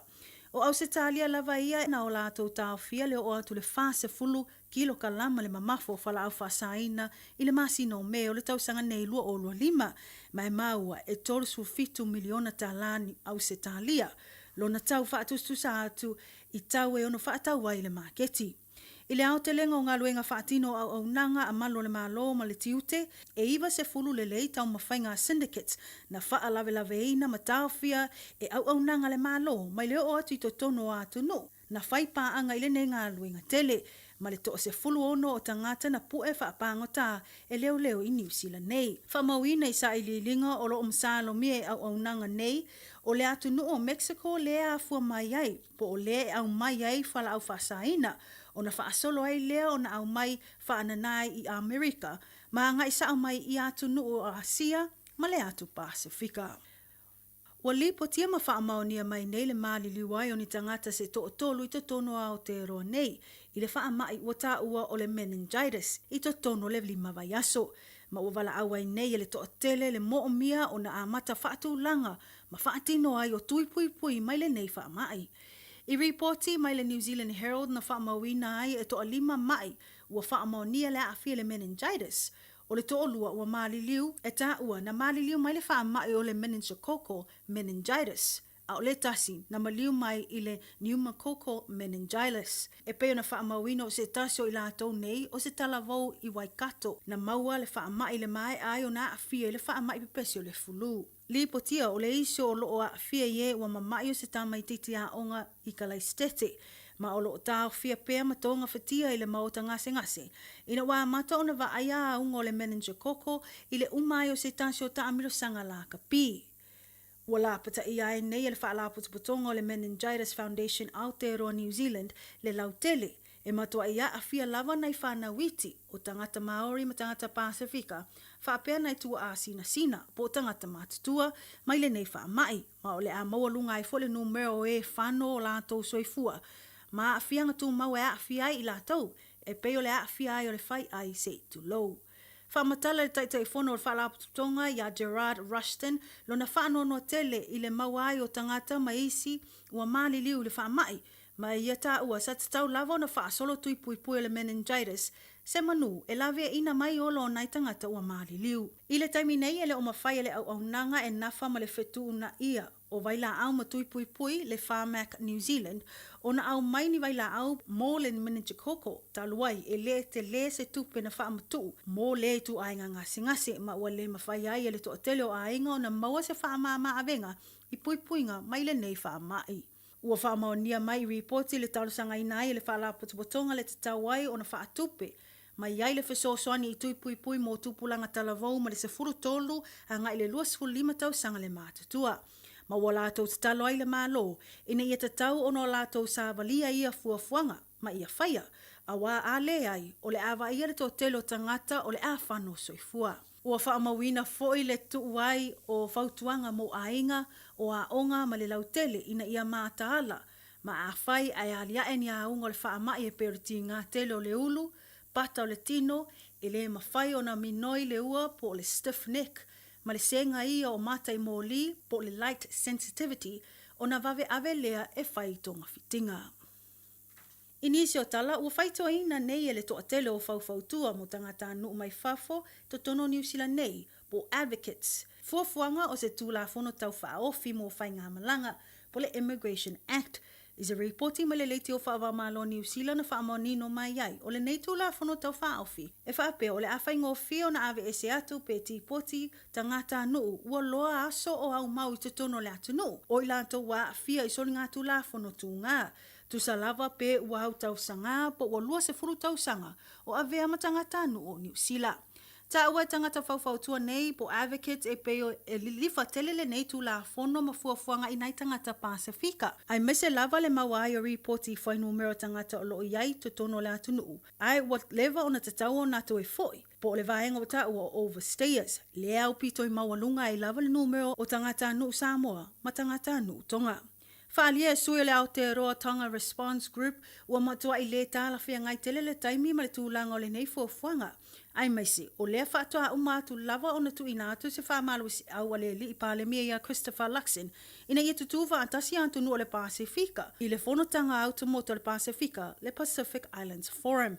E tau mai ai pe e whaafolinga tele tala le li i pālemia pe a whaatustusa atu i le tūla whonotau whaofi o lo tau mawhai ina ia pasia. Wala pata ia foi e au whauwhautua le malo ina ia toe ilo le leile vaenga o na a whai ai tau nuu lea fuafuanga. O le awa ia le tele o whaafita au le wheta ia i mai latau. E pe o na awhia i foi au se talia se mata upu tau la lata lava. Le whaia o se fuafuanga o whaingoa ino o le 501 deportee policy. Le ua mai tauina le tele ai o so tanga tau soli ngā tūlafono, wa lia e mai i te tono le Pasifika. Mai le sauai o le nei tala ua upu ia ai e so upu mamata upu tau whai malanga inga. Le Green Party ia Ricardo Mendes March. Le malo ilo lantou manato e whaatino le tu ai ngā yuinga. Ta ua so upu, ua matua i tau mai ai lava le lea lo lofo le malo, ma o tu umama i nai lo lantou wa ai se tangata ola. Whaopopo le sue le Green Party ua ese lava le tu wa nga i ai le whaamamafa le nei malo, ai sa tatau na avelo lato whaamua mua e tali atu i mata au polo a whia i a tatau o tangata o loo i nei i le atu nuu. Mai tala muli, e ui le sawai o fuafuanga forward malo mo e o overstayers, a o le so le na whaalau ilo mai ai le malo e ala le tamaitai minsta ia Erica Stanford, le whaopopo ai o nisio vaenga fiso soani tangata ngā lului e to mai whaapitoa, e au mawai te tono Aotearoa nei. O le nei fuafuanga ua ta ua o le a fiso soani tele le mana o ngā olo iai mo tangata whainga luenga pisinisi te tono o New Zealand. Ai maise mo e i la tau o Kamuta o Insinia maisi. Whamauina i le whaalau ilo le amata le nei vaenga fōle o ngā tutono le tausanga fau, lua o lua ono. Ma o le atatala lea mo i la tau tangata anu mai whafolo o ngā lulue i ngā luenga i whao ngā aito mai whaapitoa, po le vaenga o ta o skilled workers. Ta ua foi o le atanga i le lei i vaenga mai tu o lo mo mia tele ai tangata, ina ia mauti no le whaawawai o nā atiae i a ngā luenga. Mo tata toa la fau nā mo le nei tu la o le asolua, whaaftai whaafonga mai, tō whāsoifua. Tā alofa Samoa, wa ule nei o kāsputi alu, a wale sui ale ngila ura ule ki o. A eva mai i le se furu lima iwa kolu, a mo, Radio Samoa, vevela a.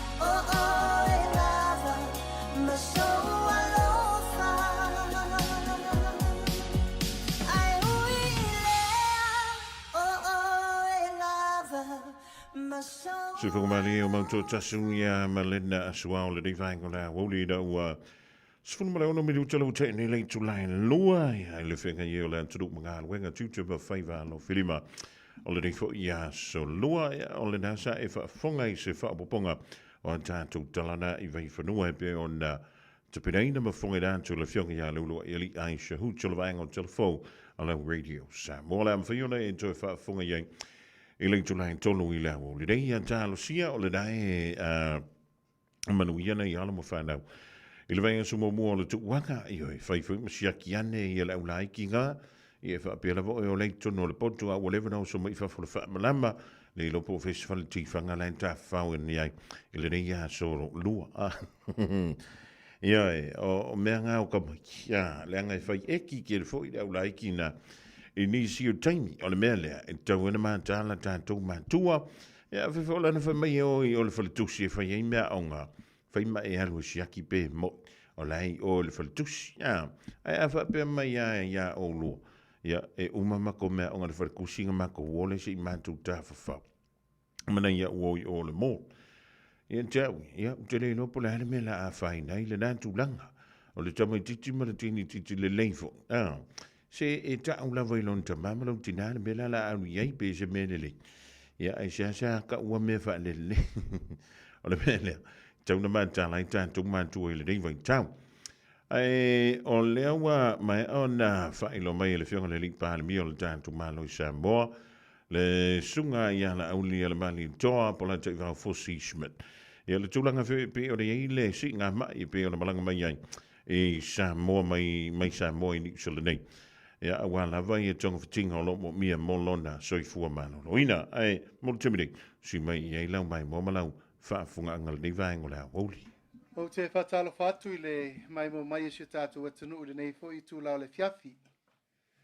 Whatalo wha i le nganga whaalo alo Samoa, pa ia ma le mamalu si o tātou atunu i ono pa ia ma mamalu masani.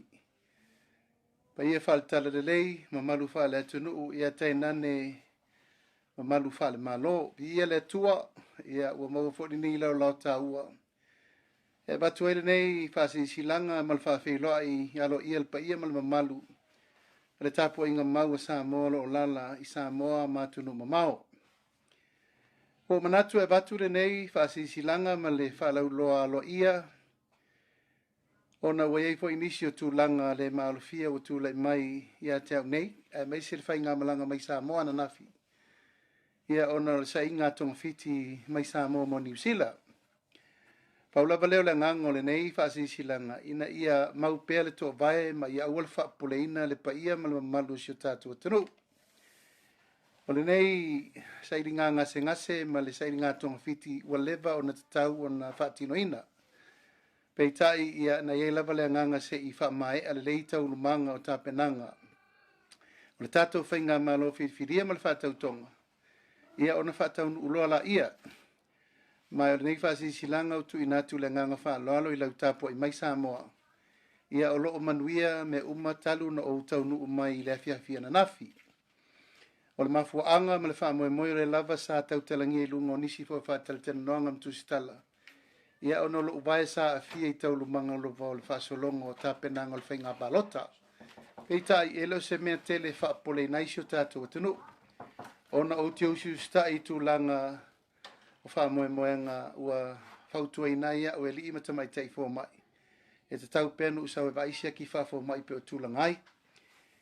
Ia, mor si fia la malu le tātou atanu ina ia mau pelto fi malie ia malenganga e awal whaapole ina o leo te manuia.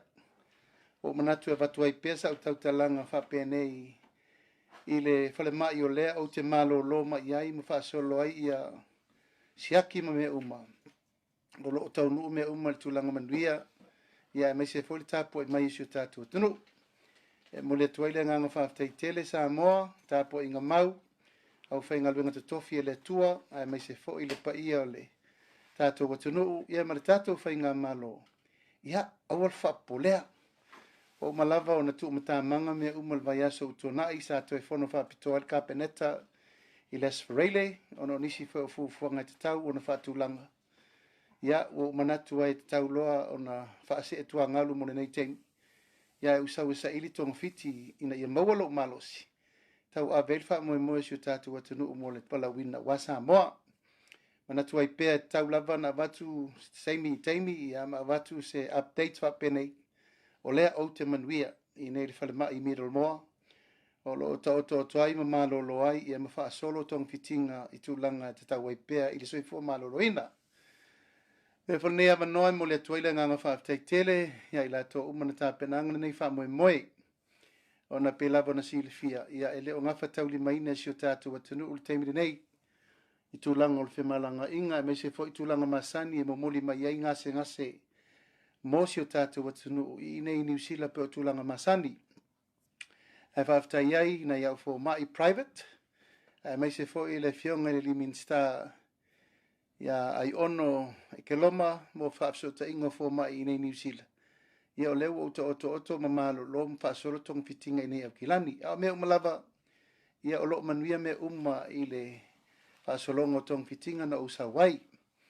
Mai a foi ona fonoa ka peneta ma o tu atu fa tu tuanga ato ile fionga ile sui pale mia le fionga ya mulipola ana rosa le morio male ka peneta e fa solo tulanga uma o mai ona ta pena yai le fa moe o nga luenga fa tino e mesel ta penanga o me uma e fa solo ai shuta tu nei taimi ya au manatu samo uma o lo lalampa pa au ye tunu mau ainga wo mai masani mai se folta po mai si tu malo ya no mana tu lava e awal fa po le tele le tunu e fais fa si langa o tau nu mai nei ono tu langa se si tu langa fa pe e tu nga tele ele ai pa lava le au te fa tai mo vol tai mi te sa o shakir fo mai en fais na malo longa le titi ya lo mai o rima tau sango le me umi au mana tu tau pe ya ona mo malo longa mo vol fa si nga malo ya wa amnuia ma wol se fo malolo ina le ia ufa pena fo in so longa le fati no ngo tatu ngalwenga uma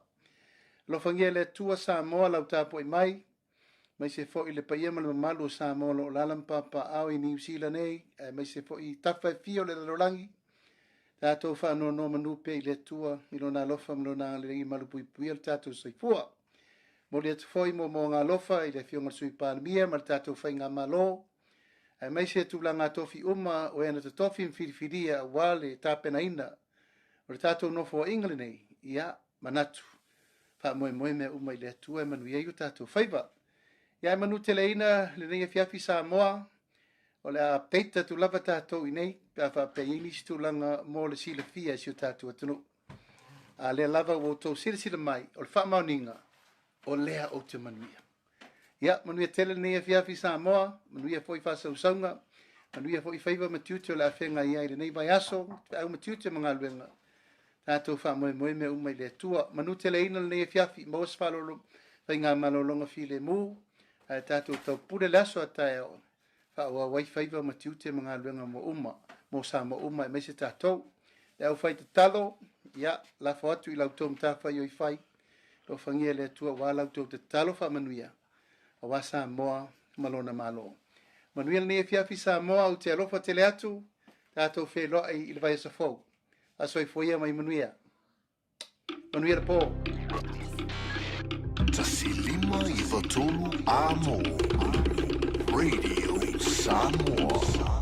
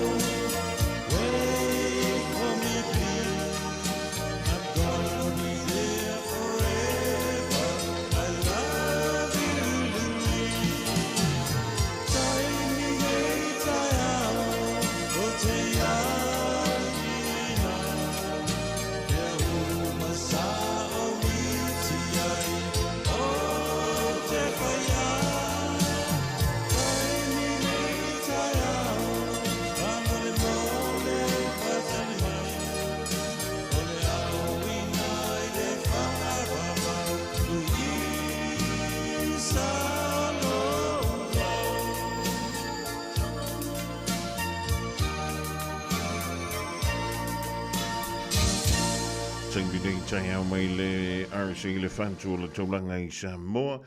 Ida wa afton neiling tu lai lua o le dasa mai mo mawhaafunga le tru stella le tamai. E le si ngā mai e le fionga le lipa le mio le tātou tru le sunga la ulia le mali toa. Polanta I vau fosi Schmidt be on whaamutu wai. E le mau tanga singa se miro moa I le neiva yaso e le I toi tali wantu I le whawina ngā wenga tiute ma whaiva alo filima e lo tātou tunu o le rawa I sope a tātou o lia e lo nā lo whama lo nanga. Le leifa wi siala ma lo siala tino anto ai fo I ma le anganga ma le bafu whau e wa le tautua I no Samoa I le nei lima tau sanga I pe ona pale mai ai I le tātou tofi o le malo I le nei fo I tau sanga. Ole tingmini sole o ke va ai kulunga I la le mau mele tupu ia ole winga le tala ele na oni usila ele na o sa mo lo tupu ini pe fe I le nei vai tau ole tingmini pe ona malanga to ile fionga le sui pa le mio le tanto malo sa mo le fionga ia to lupe ia malana o malanga fo I fontanga ta I tu ole le no langi lo fo ile New York o le fo I malanga tuai mal sui pa le mio New Zealand e o le minista fo I leo va I mata uto va I fafo va vasamana ia Winston Peters e o le fatali po le ale tulanga o lo o tula I ai usila e fa tatau le I le mata upu o lona langoina po o lona te ena o le amana ia leo se malo tuto tas ia o le turu o Palestina I pe o le eile la to finanga I le revaita male malo o Israelu. Ia ele se mata upu whengo fie le mata upu. Ona, o lo o tantou wa ia I lea aso ma lea aso. Ia o le lawe whaia ia talaranga I tua. A e se fu le mele tupu mai o. Ile o ngā ele le wata o Gaza. E pe ona au mai I le tele o li poti. Ia le whaalanga ina o fale. Le mali li wai o tamā. Tina ma tutua o whana witi le mai loa po o whele me anga iai. Umana tuli mai le tui mātu I saute. Ia pomu saute ai o atu le tu o ngā tutonu. A o atu le o ngā tutonu ai toi tuli anga I le sami. Umara sami I ua o anga I sisifo. Wa le mai loa nei tanganta nu o Palestina I nai kasa. Po le atonu ale mele tauna o iai. E le nganta lailea. E iwe ma lisi tu o le a ai lava leo po le afo le tunu o Palestina le ta o le West Bank e tu tua o ila ma Israelu le lafo I tu o le lanto lau ele e le mai tau atu I le tele o li pote pe o na tu ila mai e o lo fa pe le o na fao fa malosi e o mai le temile dei e tangata Israelu e fanua o tangata Palestina I le fo I tu ia ona tātou nofola ia le mawhapea soli e se ana mele wa ia le tūlanga o le leolangi I le di fo I waitang a tonu e se fo I la le taua le whaia mai le vau Ukraine na tau ma Lucia ia e ala na whi vātaua o le fia maua o le manusi anga e pūle a ila wele ele o le sia tuno o le mea tonu wana le ala ina vevesi ia e mai se fo o le wha a mua mai lewa I luma leo sofa inga I le tausanga e lua awhilu o tonu lea sofito o te sema. Lea na whai tau se lau tangata Israelu na umawai o lantuk soifua e o mai le timilne. E le I umantu ia tangata ia na ave wha malosia. E le vaenga wha tupu wha lewelave leo le Hamas e o mai le so. O lea lava e afo. E tau mawhai ia le militaria a Israelu e tausa ili. I no fuanga o lo musalumia o le wha mautu wai. Ia le fo I vaenga au tutonu o Palestina e misele no fanga o anta o Gaza. Ia tu mai la vaenga na I lisitu. Mai ma uepe ana whapea. O lai fe vanta wa I Israel. Ma le vaenga au lea ale Hamas.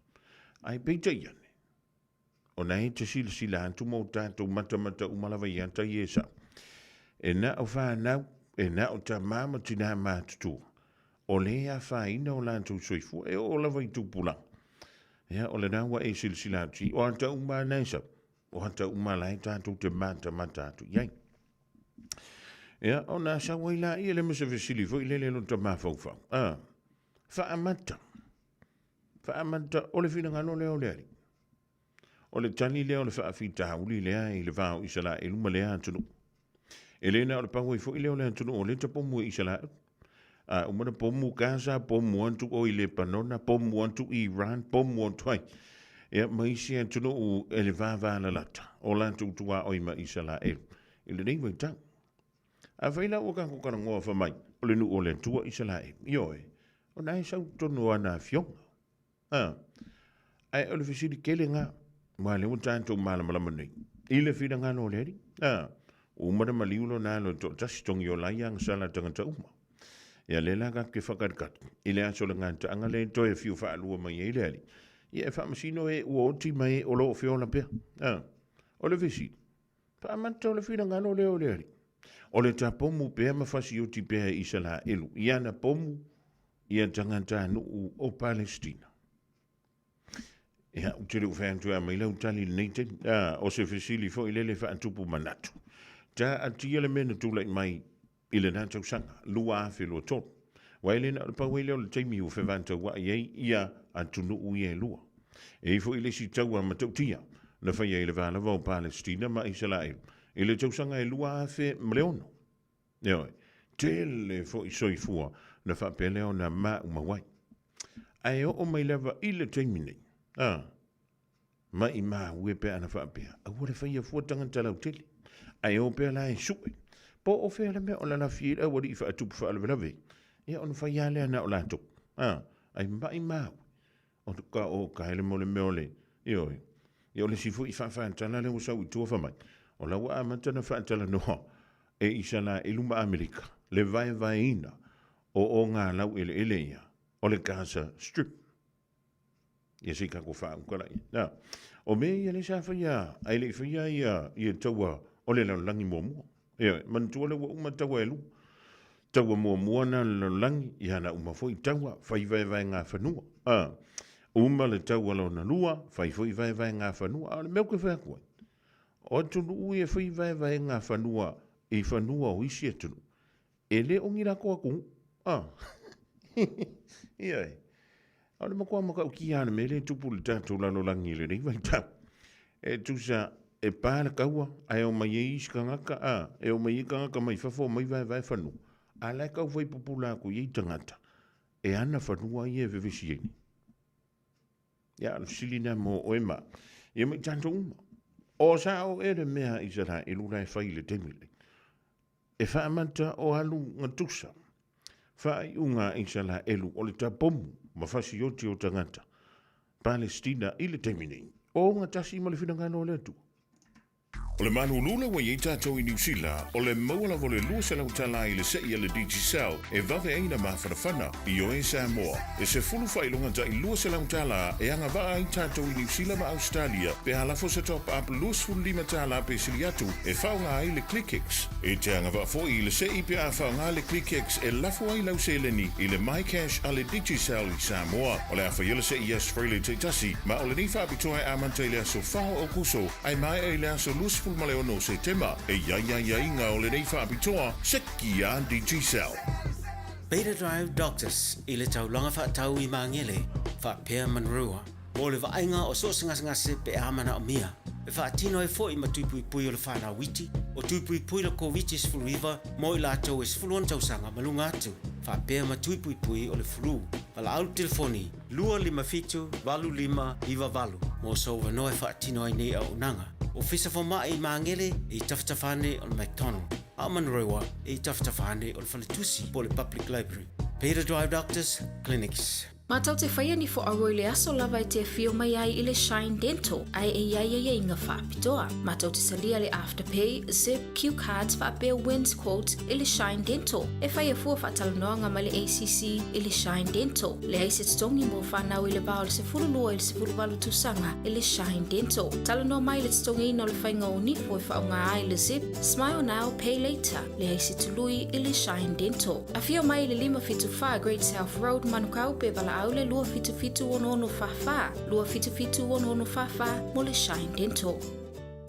Whaauta o le whanau o le tofi lea mai le alii. Ue ua whanau mai, o le taui lea mai a te ia. Ua la tamai le aso whapitoa mo le whanau. Ua amata foi o na tapena matua ma pese. Tamaiti, whaisa o ofu au lelei ma po e mai se video o lau tau loto ma lau pese o le loto a Tamaiti. Lafo mai i le radiosamoa.co.nz/White Sunday. O le video e tele ana reactions i lunga o le TikTok a le Radio Samoa o le amanu malo i se whaailonga whaapitoa. Ua lava ale tau loto ma le pese. Ia awane i ova atu ma le 3 minute. Tapunia video i le aso iwo o Kitopa. Tapunia palota i le aso se fulu o Kitopa i le se fulu i le tae au. Afo le se fulu lua o le a whai ai le launga atongi. A mata lafo mai lau video i le aso lua se fulu lua o se tema lua afe lua lima. Matuai o le tala lena. Te pena mai lau whanau mo le tātou tauwanga. A wā le lato aso fia. Mo nisi whamtalanga, whafsota i mai le ofisa le Radio Samoa, lua ono lua, tasi 5 Ia mania o tō mātua, whapea au auna e tua, ai ona mātua e whanau saifua. Radio Samoa, tasi 5 amo. Radio Samoa. Tasi 5 amo.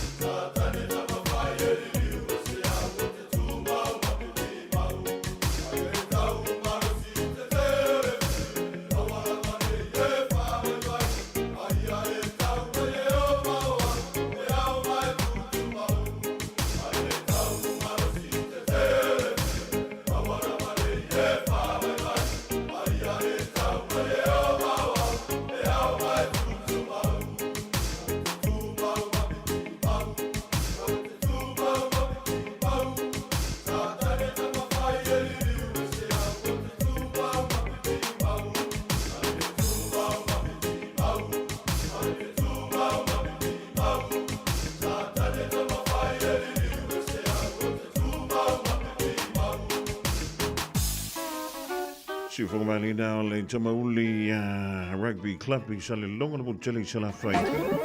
Malapese na e peo le whafungan tu iai a vi ngō le tua. Ma tātou toi mana tua I le whisi le peo na tui nātu. O sona whina ngalo le nao le tapomo tangata I sinu. Eo. Ale lei au mailo whina ngalo e lungo le tātou YouTube o le Facebook. On tātou whaso ai le lunga ina. Sfullo miru ton tala ole tulai tolu tan tolu to aura tu tatu tala I vai fanua pa malulu antu ole ma wasa tatu so to inga le so e le fionga ya lilo mai ava mai na vai ona nisi tulanga lima alfie pe ona yai sa mo e ma no le fai le fiva ma no le ona sa e ele mawa le awo le paipa pe ona ngawa mawa ngawa le lo le ki le paipa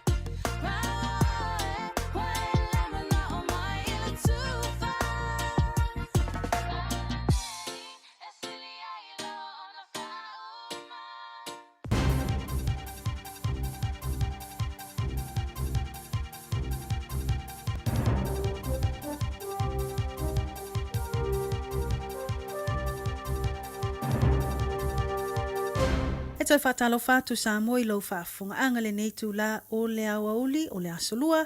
Alo mai o se whaapopunga le nei o tātou tāla whaumelo Radio Samoa. I talo to mua, e le o malo lo lava ngā luenga whaatino au nanga le mtanga luenga o leo ma ofiso tiute. E tau mawhaia tā o fit le tele o ngā yoinga whaasautu la fono tau nā koti, ma leo o mai I lau whanua New Zealand, e peiona wa aia I le nei vai tau. Ai o lea foi o whaamaunia mai le mai ai ma le manuia o se tasi o ngā luenga tele whaavao malo, na ngā lurue ai au nanga New Zealand, mana paanga mai Amerika, Singapore, Brunei, ma Australia. E tā ofi mwhaamuta le whaaua wai o na whaatino sori ngā tū la fono a vaenga so whaatasi ua tā ua le syndicate ma le tuwhaina ma avatu whaanana ai o whala au whaasaina o le aisa le methamphetamine I te tono atu no e au fia ai ma New Zealand nei. E tu sai ma se pepo o whaamtalanga ma le ofiso tiute na whaamawina ai. E whao ngā e syndicate whaamomoli o masini ma le tele o loa si atoa e na ai te tonu le pauta le methamphetamine. O le mea matautia I tau mawhai ngā lewa ainga so whaatasi bo syndicates, o alato ngā yoinga e peo na ese ai o awala I lafo ai whaamomoli. E whaapea e whao ngā meli ma ofisa whaapitoa tau whaamomoli. Ini ia awaine I mate ia au nanga malo, ia whainga whaasotu la fono, mai loa I tū manofuanga o loanga I mai ai nei whaamomoli. I whaamtalanga na tā ua ai o le vao le masino Novema o le tausanga lua o lua wha, ma le masino a perilo le tausanga nei lua o lua lima, na maua matawhia I sui o ausu su e le malo Brunei leo o atu le fast furuiva kilokalama o le mamafo o le aisa po le methamphetamine na fuafua mo le telo I tu o le atu nuu. O Singapore e whamawina se fulu kilokalama le mamafo o le aisa na tawhia I le masino a perilo le tausanga nei. Whaapopo atuai ma le ngā luenga New Zealand le masina lava o Aparila ma Juni o le nei tausanga, le na maua matawhia I le se fulu kilokalama o pauta whaasaina, e pea ma le 3 miliona tāla New Zealand, lona tau pea whaatau atu I tua. O Australia lava ia na o lātou tawhia leo o atu le whaase fulu kilokalama le mamafo o whala au whaasaina I le masino me o le tausanga nei lua o lua lima, mai maua e 3.5 miliona tāla Australia. Lona tau whaatustusa atu I tau e ono whaatau ai le maketi. I le au te lenga o ngā luenga whaatino au nanga a malo le malo ma le tiute, e iwa se fulu le lei tau mawhainga syndicates na wha lawe ina ma tawhia e au nanga le malo, mai leo o atu I to tono atu no, na whaipa anga I le ne ngā luenga tele, ma le to se fulu ono o tangata na pue whaapangota e leo I New Zealand nei. Whamauina I sa ililinga o lo msalo mie au nanga nei, o le atu nu o Mexico le a fua mai ai, po o le au mai ai whala au whaasaina, o na whaasolo ai lea o na au mai whaananai I Amerika, ma ngai sa au mai I atu nu o Asia, ma le atu Pasifika. Wa lipo tia ma whaamaunia mai nei le maali liwai o ni tangata se to tolu I to tono a o te roa nei, I le whaamai wa tā ua o le meningitis, I to tono le lima vai aso. Ma ua wala awai nei le to tele le mo mia o na amata whaatu langa, ma whaatino ai o tui mai le nei whaamai. I reporti mai le New Zealand Herald na whaamawina ai e to lima mai, ua whaamaunia le awhia le meningitis. O le to'olua ua maliliu e tā ua na maliliu mai le whaamai o le meningococcal meningitis. A o le tasi na maliu mai I le pneumococcal meningitis. E peo na whaamawina o se tasi o I lātou nei o se talavou I Waikato na maua le whaamai le mai ai o na awhia le whaamai pepesi o le fulu. Lipotia o le iso o loo awhia ye ua mamai o se tamai titi a onga I Kalaistete. Ma o loo tāo fia pēr matonga whatia I le maota ngase.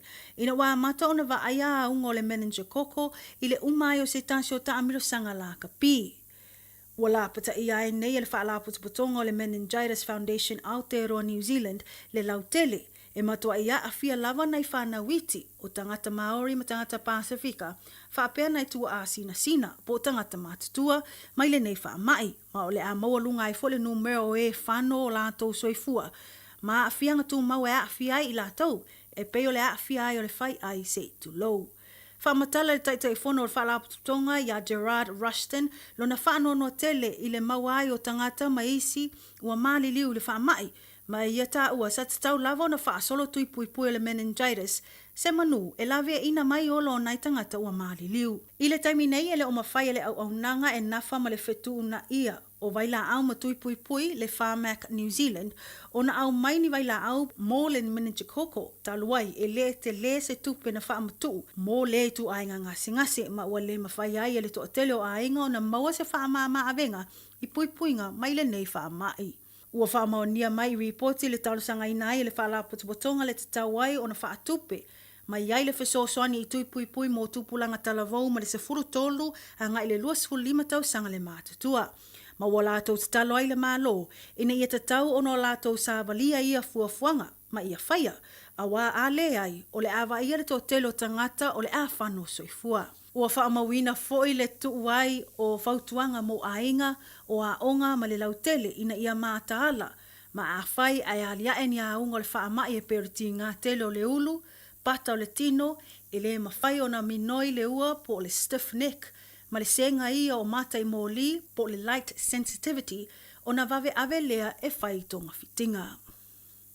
Inisi o tala, ua whaito ina nei e le toʻatele o whauwhautua mo tangata anu mai whafo to tono New Zealand nei po advocates. Fuafuanga o se tūlafono tau whaofi mo whainga malanga po le Immigration Act is a reporting ma le leiti o whaawamalo New Zealand na whaamonino mai ai o le nei tūlafono tau whaofi. E whaape o le awhaingo fio na ave ese atu pe tipoti tangata anu ua loa aso o au mau i te tono le atunu. O ilanto wa fia i soli ngā tūlafono tū ngā. Tu salava pe ua au tau sanga po ua lua se furu tau sanga o ave amatangata anu o New Zealand. Ta ua tangata whauwhautua nei po advocates e peo e lifa telele nei tu la fono mafuafuanga i nai tangata Pasifika. Ai mese lava le mawai o reporti whai numero tangata o loo iai to tono le atunu. Ai wat leva ona tatau o nato e foi. Po le vaenga o ta ua overstayers. Le au pito i mawalunga i lava le numero o tangata anu Samoa ma tangata anu Tonga. Whaalia e sui le Aotearoa Tonga Response Group ua matua i le tāla whia ngai tele le taimi ma le tūlanga o le nei fuafuanga. Ai maise, o lea whaatua umatu lava o na tu inatu se whaamalu si au ale li i pāle mia ia Christopher Luxon ina ia tutuwa antasi antunu o le Pasifika i le whonotanga auto moto le Pasifika le Pacific Islands Forum. E ta umai ai pe e whaafolinga tele tala le li i pāle mia pe a whaatustusa atu i le tūla whonotau whaofi o loo tau mawhai ina ia pasia. Wala pata ia foe e au fautua le malo ina ia toe ilo le leile vaenga o na a whai ai tau nuu lea fuafuanga. O le awa ia le tele o whaafita au le whetai ia i mai lātau. E pe o na awhia i whai au se talia se mata upu tau la lata lava. Le whaia o se fuafanga o whaingoa ino o le 501 deportee policy. Le ua mai tauina le tele ai o so tanga tau soli ngā tūla whono. Wa lia e mai i to tono le Pasifika. Mai le sawai o le nei tala ua upu ia ai e so upu mamata upu tau whai malanga inga. Le Green Party ia Ricardo Mendes March. Le malo ilo lanto manato e whaatino le tu ai ngā iuinga. Ta ua so upu, ua matua i ta umai ai lava le lea lo lofo le malo, ma o tu umama ai na ilo lanto wa ai se tangata ola. Whaopopo le sue le Green Party ua ese lava le tu wa ngā i ai le whaamamafa le nei malo, ai sa tatau na avelo lato whaamua mua e tali atu i mata upolo a awhia ai atatau o tangata o loo i nei i le atu nuu. Mai tala muli, e ui le sawai o fuafuanga forward malo mo e o overstayers. A o le so le na whaalau ilo mai ai le malo e ala le tamaitai minsta ia Erica Stanford, le whaopopo ai o nisio vaenga fiso soani tangata ngā lului e to mai whaapitoa, e au mawai i to tono Aotearoa nei. O le nei fuafuanga ua ta ua o le a fiso soani tele le mana o ngā olo iai mo tangata whaingaluenga pisinisi to tonu o New Zealand. Ai maise mo e i lātou o Kamuta o Insinia maisi. Whamauina i le whaalau ilo le amata le nei vaenga fōle o ngā tutono le tausanga fau, lua o lua ono. Ma o le atatala lea mo i la tō tangata anu mai whafolo o ngā lulue i ngā luenga e whao ngā aito mai whaapitoa, po le vaenga o ta o skilled workers. Ta ua fōi o le atanga i le lei i vaenga mai tuolo mo mia tele ai tangata, ina ia mauti no le whaau wai o ngā tiae i a ngā luenga. Mo tata toa la fau nā mo le nei tū la o le asolua, whaaftai whaafonga mai, tō whaasoifua.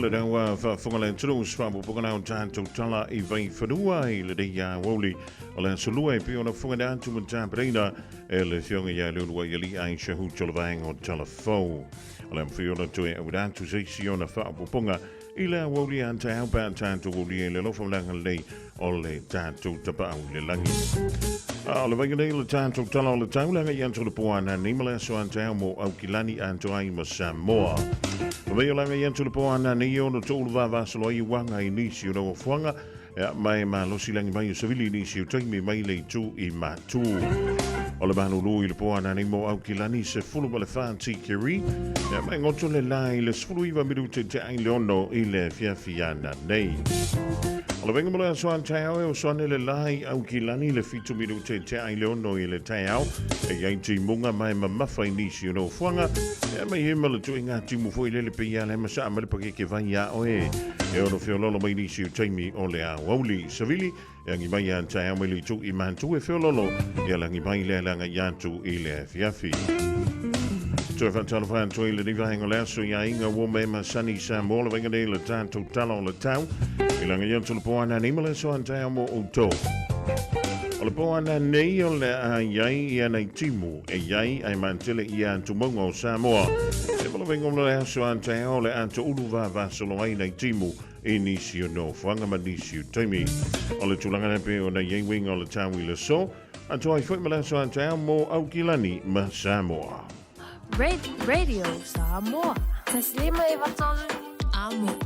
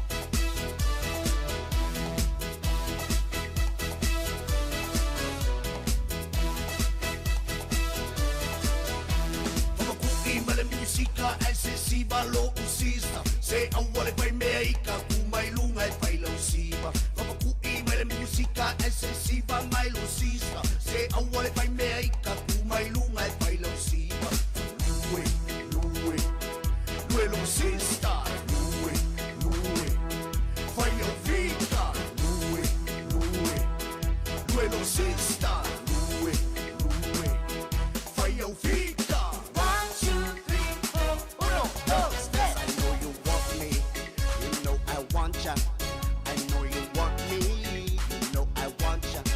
I know you want me.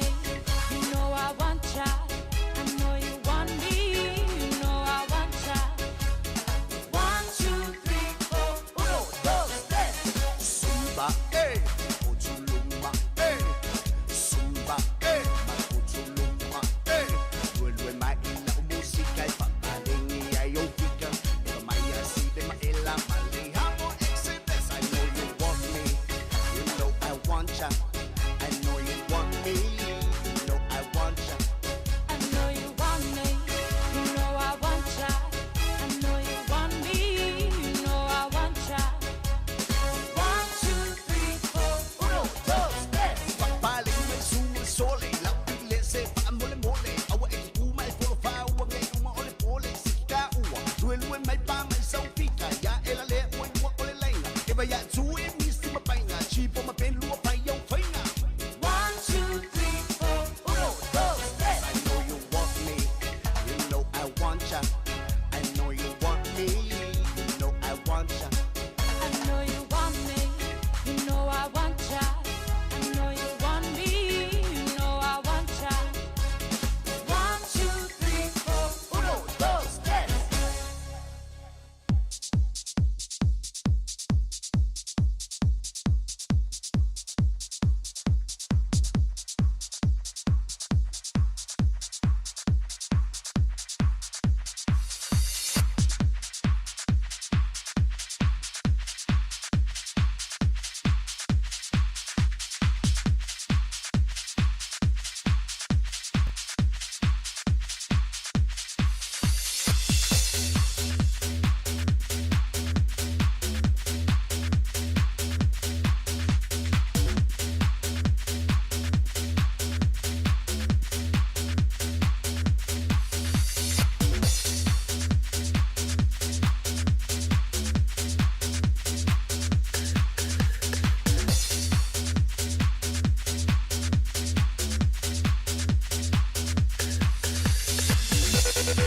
Alicia Fafi Fianga o le divang o le woli mai le amo Exodus Band i le nei Temi Lasso le was full valu midu tu ni le tu line tolu fi fio le wa mo le tanto filo inga le ring fo i vang o le woli ma le sunga ya Victor wa vela vo ia ma fonga tambul woli o tu mala udanga ale taya World and Auto Limited fan telefa to Victor malo le galu malo le unsa ya fatalo fo mare anga falwalo e so fa fo mo malo la bon sai malo sa tu le sunga pasal foi o foi nga samoi mota malao nei tura le udi o pela vai ma fita mai malo sai marco fa malo se to ja o tanto ia le neiva ia so mo le masina o setema ia wa to lunga ia so mo o setema ile dava ia so be tanto wolia ilona so lua ia mo te brea o a melo sunga Victor a melo tanto o nang ia o le la vai mo malo mo ila va ore pasinga maduru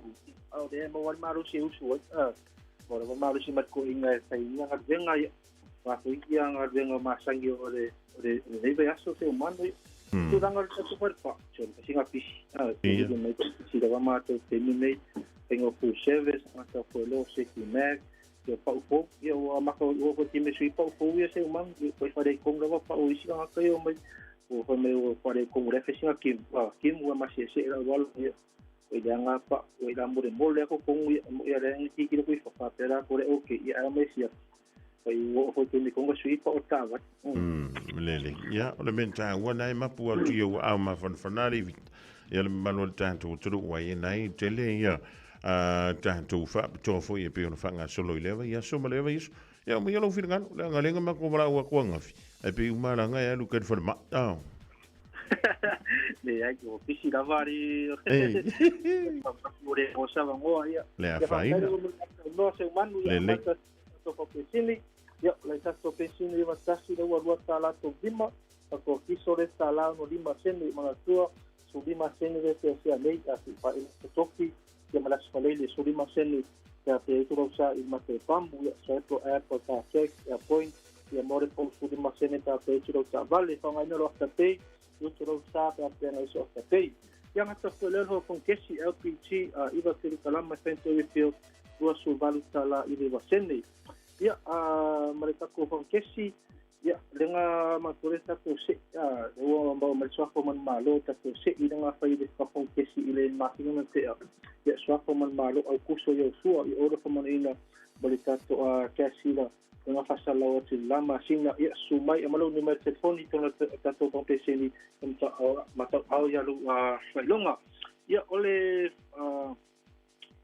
ape utro ta vale ia to lolo swafa longu bera tona tato se ia tanga va ala vai se si foi gata yaso ta itasi fa le lo san mato parisilia su mai tasi di moto di stama kivo fa ya mato full service di fina mato ta vale ya ui misi mo lunga tu di misi mata fole lo molta to poli leaf ole lowing snoko pu paso se design ya to flash chemistry reflex LED lights te tolo ta vale pen papi ya mato mata fole ta to scanner apa pe ngai i molding so mata sport ta vale ole pasite por el wolf ya ta to scanner fa le to ta vale ya ole te por el wolf na hospital que to ni sumai ya pukla norte te va uma força to a nível fotografia pukla norte por el wolf ya mato mata fole lo moto so mato ta vale fa ta vale fo ta vale wai lava e lo pilinga apa te se ta vale te ma se itono bakit sa tawar ko personal to na silang amoy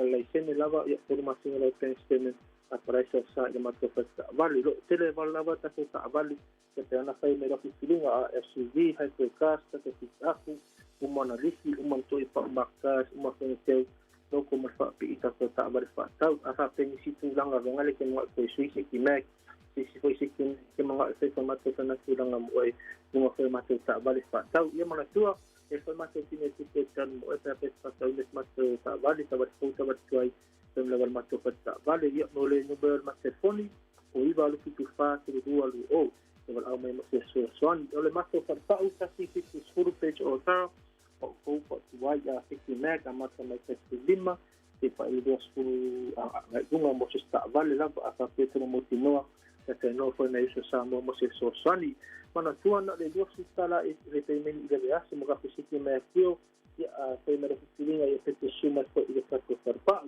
sui po faru ta vale filinga me lenga ya mato ka se personal faali filinga me lenga ko lo ta vale ya mato ka sui po fa ya mana tua apa te uti do ka so ita tano fa na yuso e mato so sani mo na silanga está penso tu na total ya malang tau masan mau ta pa makas size podcast ya tu tu ang ay se plan ava to mo ya mato terminate ya tadi foi mato se pay after pay lay pai malaysia sport paliere sa vale ya on numero na telefone o iba de fitasi sa vitoli to o ma terminate of typho mo mato no ja maar we chillingan we gaan to ya Victor dan to filo isa so mo ja, pena ko sunga ya se fort ni man yesa pela ja so ya le sunga ya Victor wa vela vo ya ma funga to mo moli down le to mo ndanga al Tire World and Auto Limited de luona la idai o terra o le fale su ye pa o la ta vale ya ma le la o le ye le fale insidia na su ye le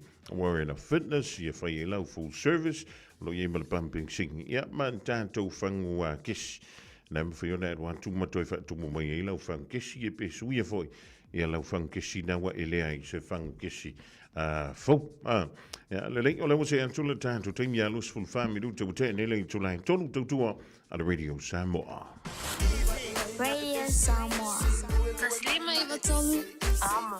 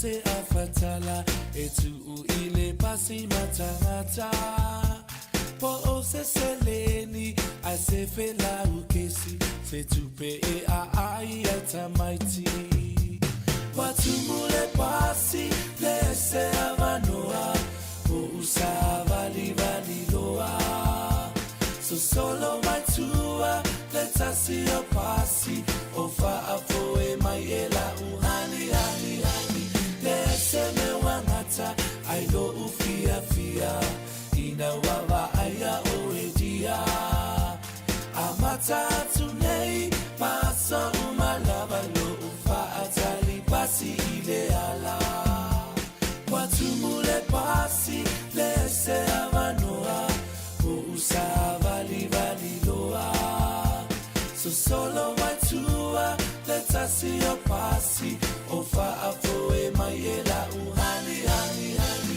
le se me wanata I lo ufia fia ina wawa aya oedia amata tunei maso umalava lo ufa atali pasi ile ala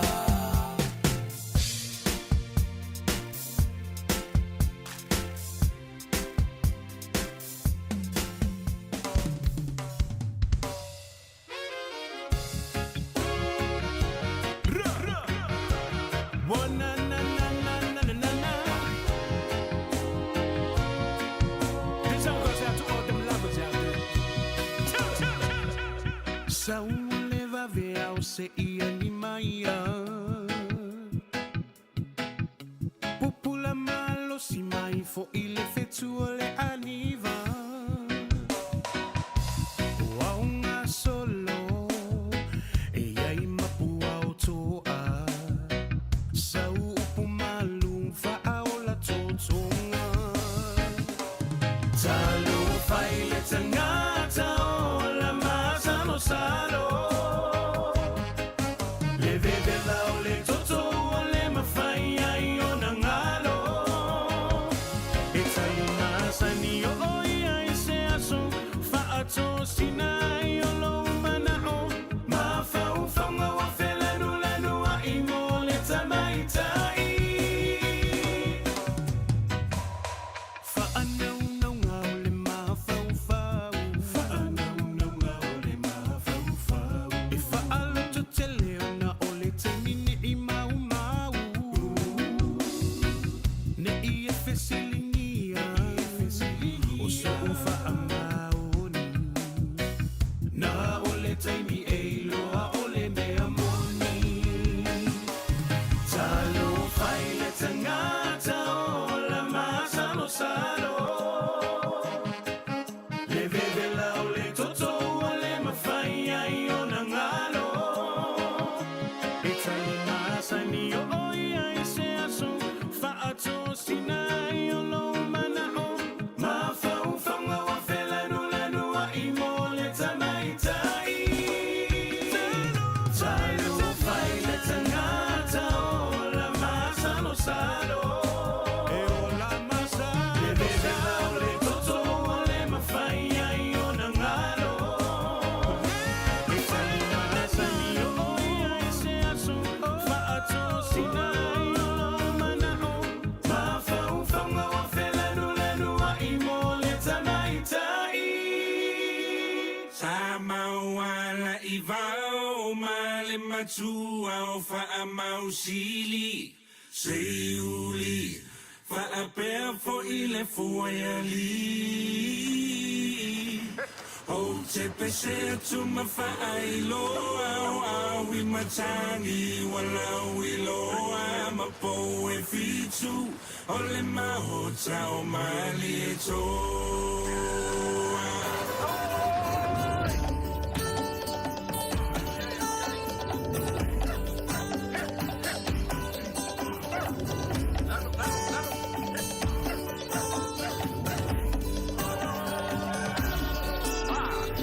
Samauala ivao male matua o fa amausili Seiuli fa apea fo ile fuayali O te pese tu mafa ailoa wala wiloa mapo e vitu ole mau mangi e to ele loto ele loto loto ua via via siata mai vana ile mana yo le tua masana a poiliu ole tau tai matapa ole matangi uangi sisi prova ale para toa mafuatino nei a ulupe olo ofa alele ile vani monimo de masina so ile tai sua la folia ona tai fanua ai a ulupe olo ofa ile tu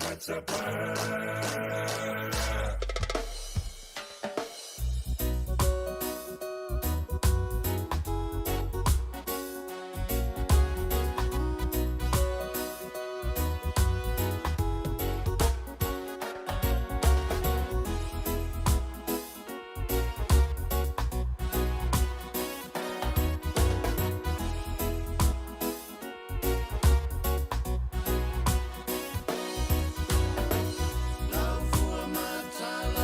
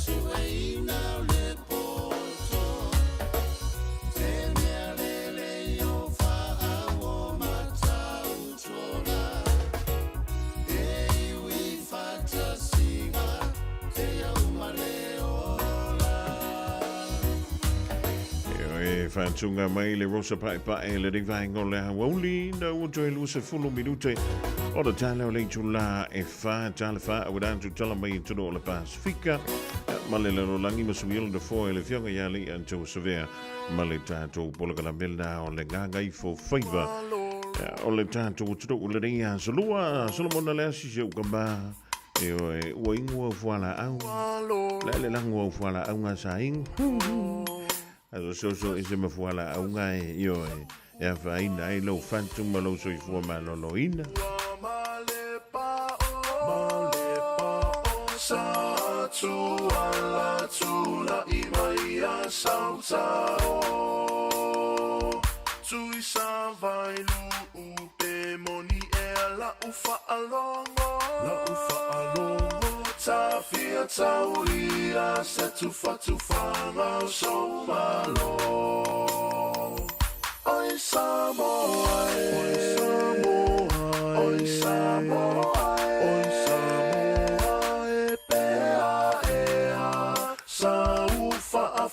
fo vai so afia malie isi au itula ua e masani ile aini usamie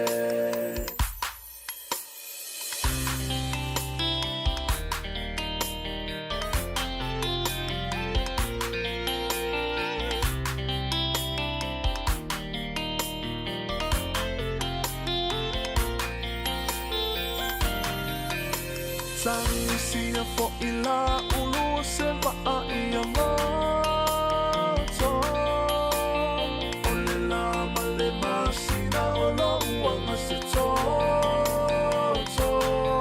olo upale uale so uanga tu sia la ufa asalo ele fai so ulu to ai aloita ile fa alo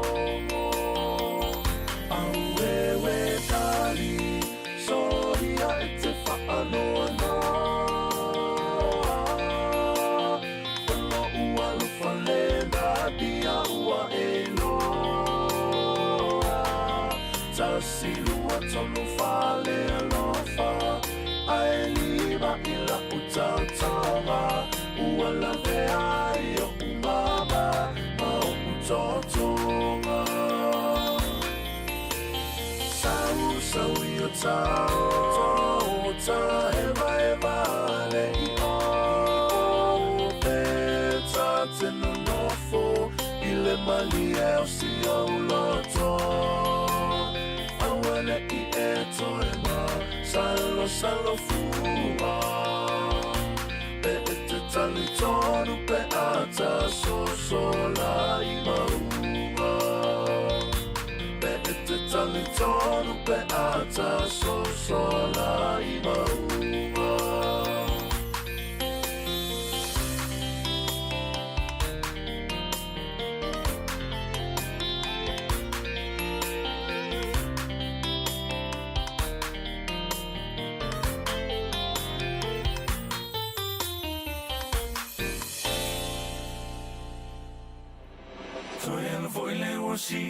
se lava ua e o ti se le mna oli sa pasui le au ngai au mai le na sala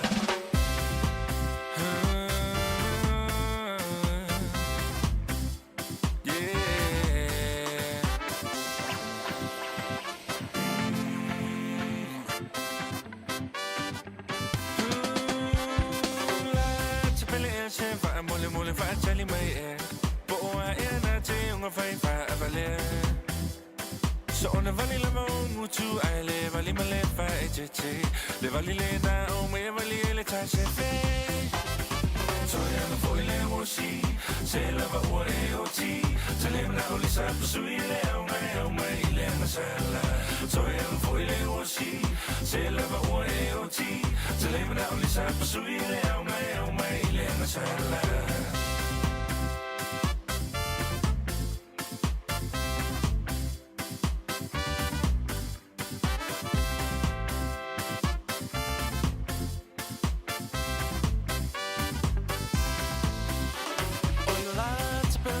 so say ta fa so ina tusi e vala awina.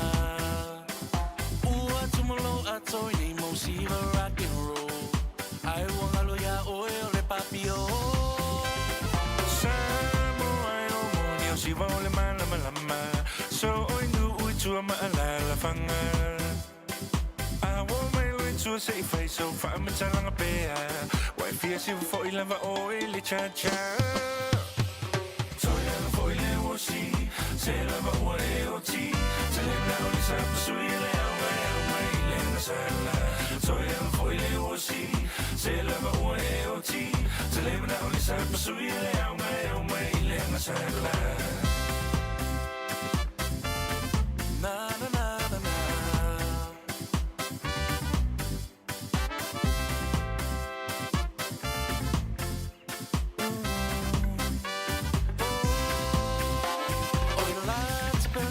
So say tapa so ina.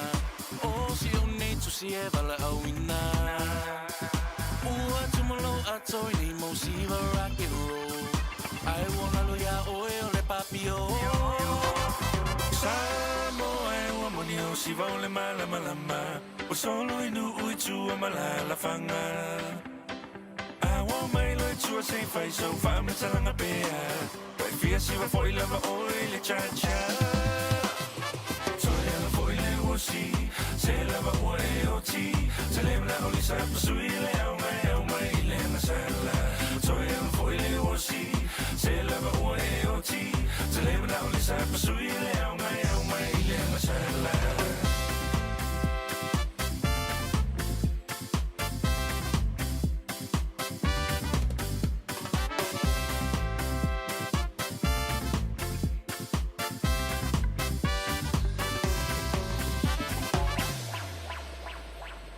Just think a minute.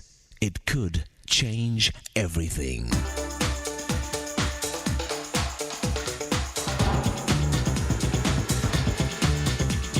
Think a minute. In recent decades, many people have wanted to know their racial roots and ethnic heritage. Some family reunions are so important that family members travel thousands of miles to meet their relatives. But before we start tracing our family history and roots, we should be prepared to learn that our ancestors were not perfect. As someone said, every family tree has some nuts in it. And of course, this is also true of the entire human family. Every member of our human family has done some wrong things, even all the way back to our very first ancestors, Adam and Eve. But we can't blame them for anything, since we've each done our share of mistakes, and not always lived the way we know we should. Sarah McLachlan's hit song, Fallen, tells our story well. Though I've tried, I've fallen. I've sunk so low, I messed up. We all begin with good intent. When we're young, we believe we can change ourselves, and the past can be undone. But we carry on our back the burdens time always reveals. It's one wrong step, and there doesn't seem to be a way back. It reminds me of the amazing true story of rock climber Aaron Ralston. In April 2003, he was far out in the desert mountains, climbing alone, when his arm got stuck under a huge 800-pound rock. After 5 days of lying there stuck, Aaron knew he would soon die, since there was almost no chance of anyone finding him. He realized the only way to free himself was to use his pocket knife to cut off his arm that was stuck. It was his only way out, so he did. And today Aaron's back home, minus one arm, but thankful his life was saved. You know, we've each gone our own way, and not our Maker's right way. So we've gotten ourselves lost, and sometimes stuck in a real mess. But Jesus came to free us by paying the penalty for all our wrongs and stubborn pride. He's the one way back to the right good life you want. So won't you ask Jesus to forgive you for living your own way? Then ask him to take control of your life every day. So with his help, you can return to your roots of living the free, full life he planned for you in the beginning. Just think a minute. If you'd like a free CD,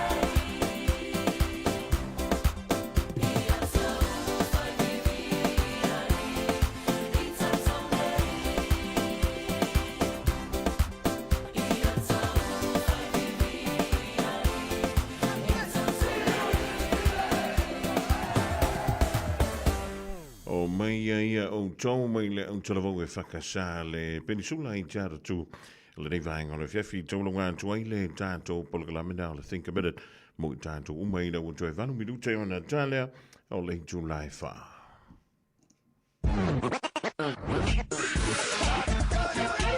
Malo soy fua, o se fufonga Samoa, Radio Samoa, tasilima iwa tolu amo, se kia Radio Samoa.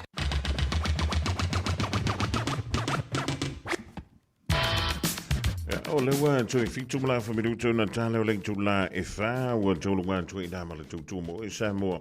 Le ding fo ya solua solu su tono le ding masino se jema lua fe lua lima fe we se ngana o le tauta mali e le tatu ma tanga pe fu se vanga o misianto I le vai e potale tauta ye le temi sasi e la vai lo fa le tu ma tauta ye tu lo tu soi fua Amala mancho wala ila so ante au tanto toi fe tapai e longa o pea mga ngalo le le fionga ya le tau sove ma le por kala me nga ngai fo favor le o sa de mai tau te ma futa pe mai atala mai tu o le Pasifika ya ma tu no fo yo le lano langi o le wata pena mai ya ile fel tu ya Miriam ala la toa po mare ma wi tele la singa o le vai ngole fiafi ya ma va I singa pizza fo ile ma nei fa na a o kaunga ka ke le se panga o le va corso poquito ya e fa pa ngungul mol fa lao ai ma fa le pizza Tolo imbatautu male penisula mai molino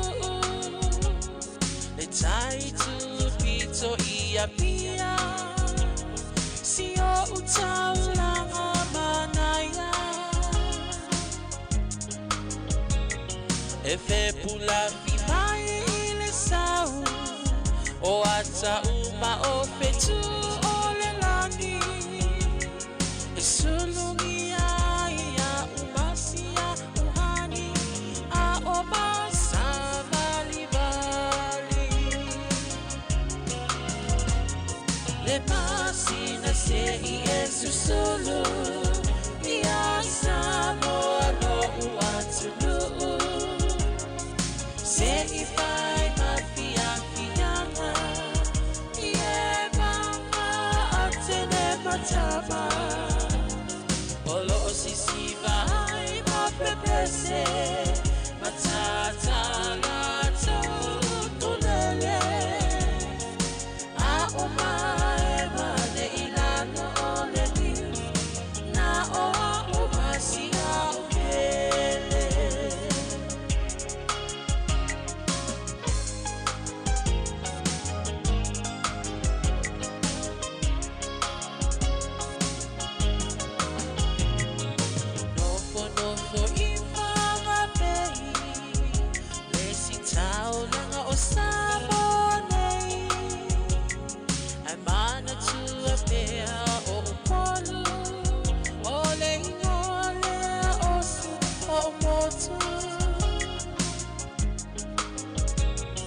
Ele mafai nanga ona ngalo le tape mali o vai singano lo ono ai tine matama yung alona awala lao papa le masina se Yesu solo ia Samoa no uatulu se ifai mafia fianga ie mama atene matama olo sisi vai mapepese matata lato tunele a omae mane ilano ole ni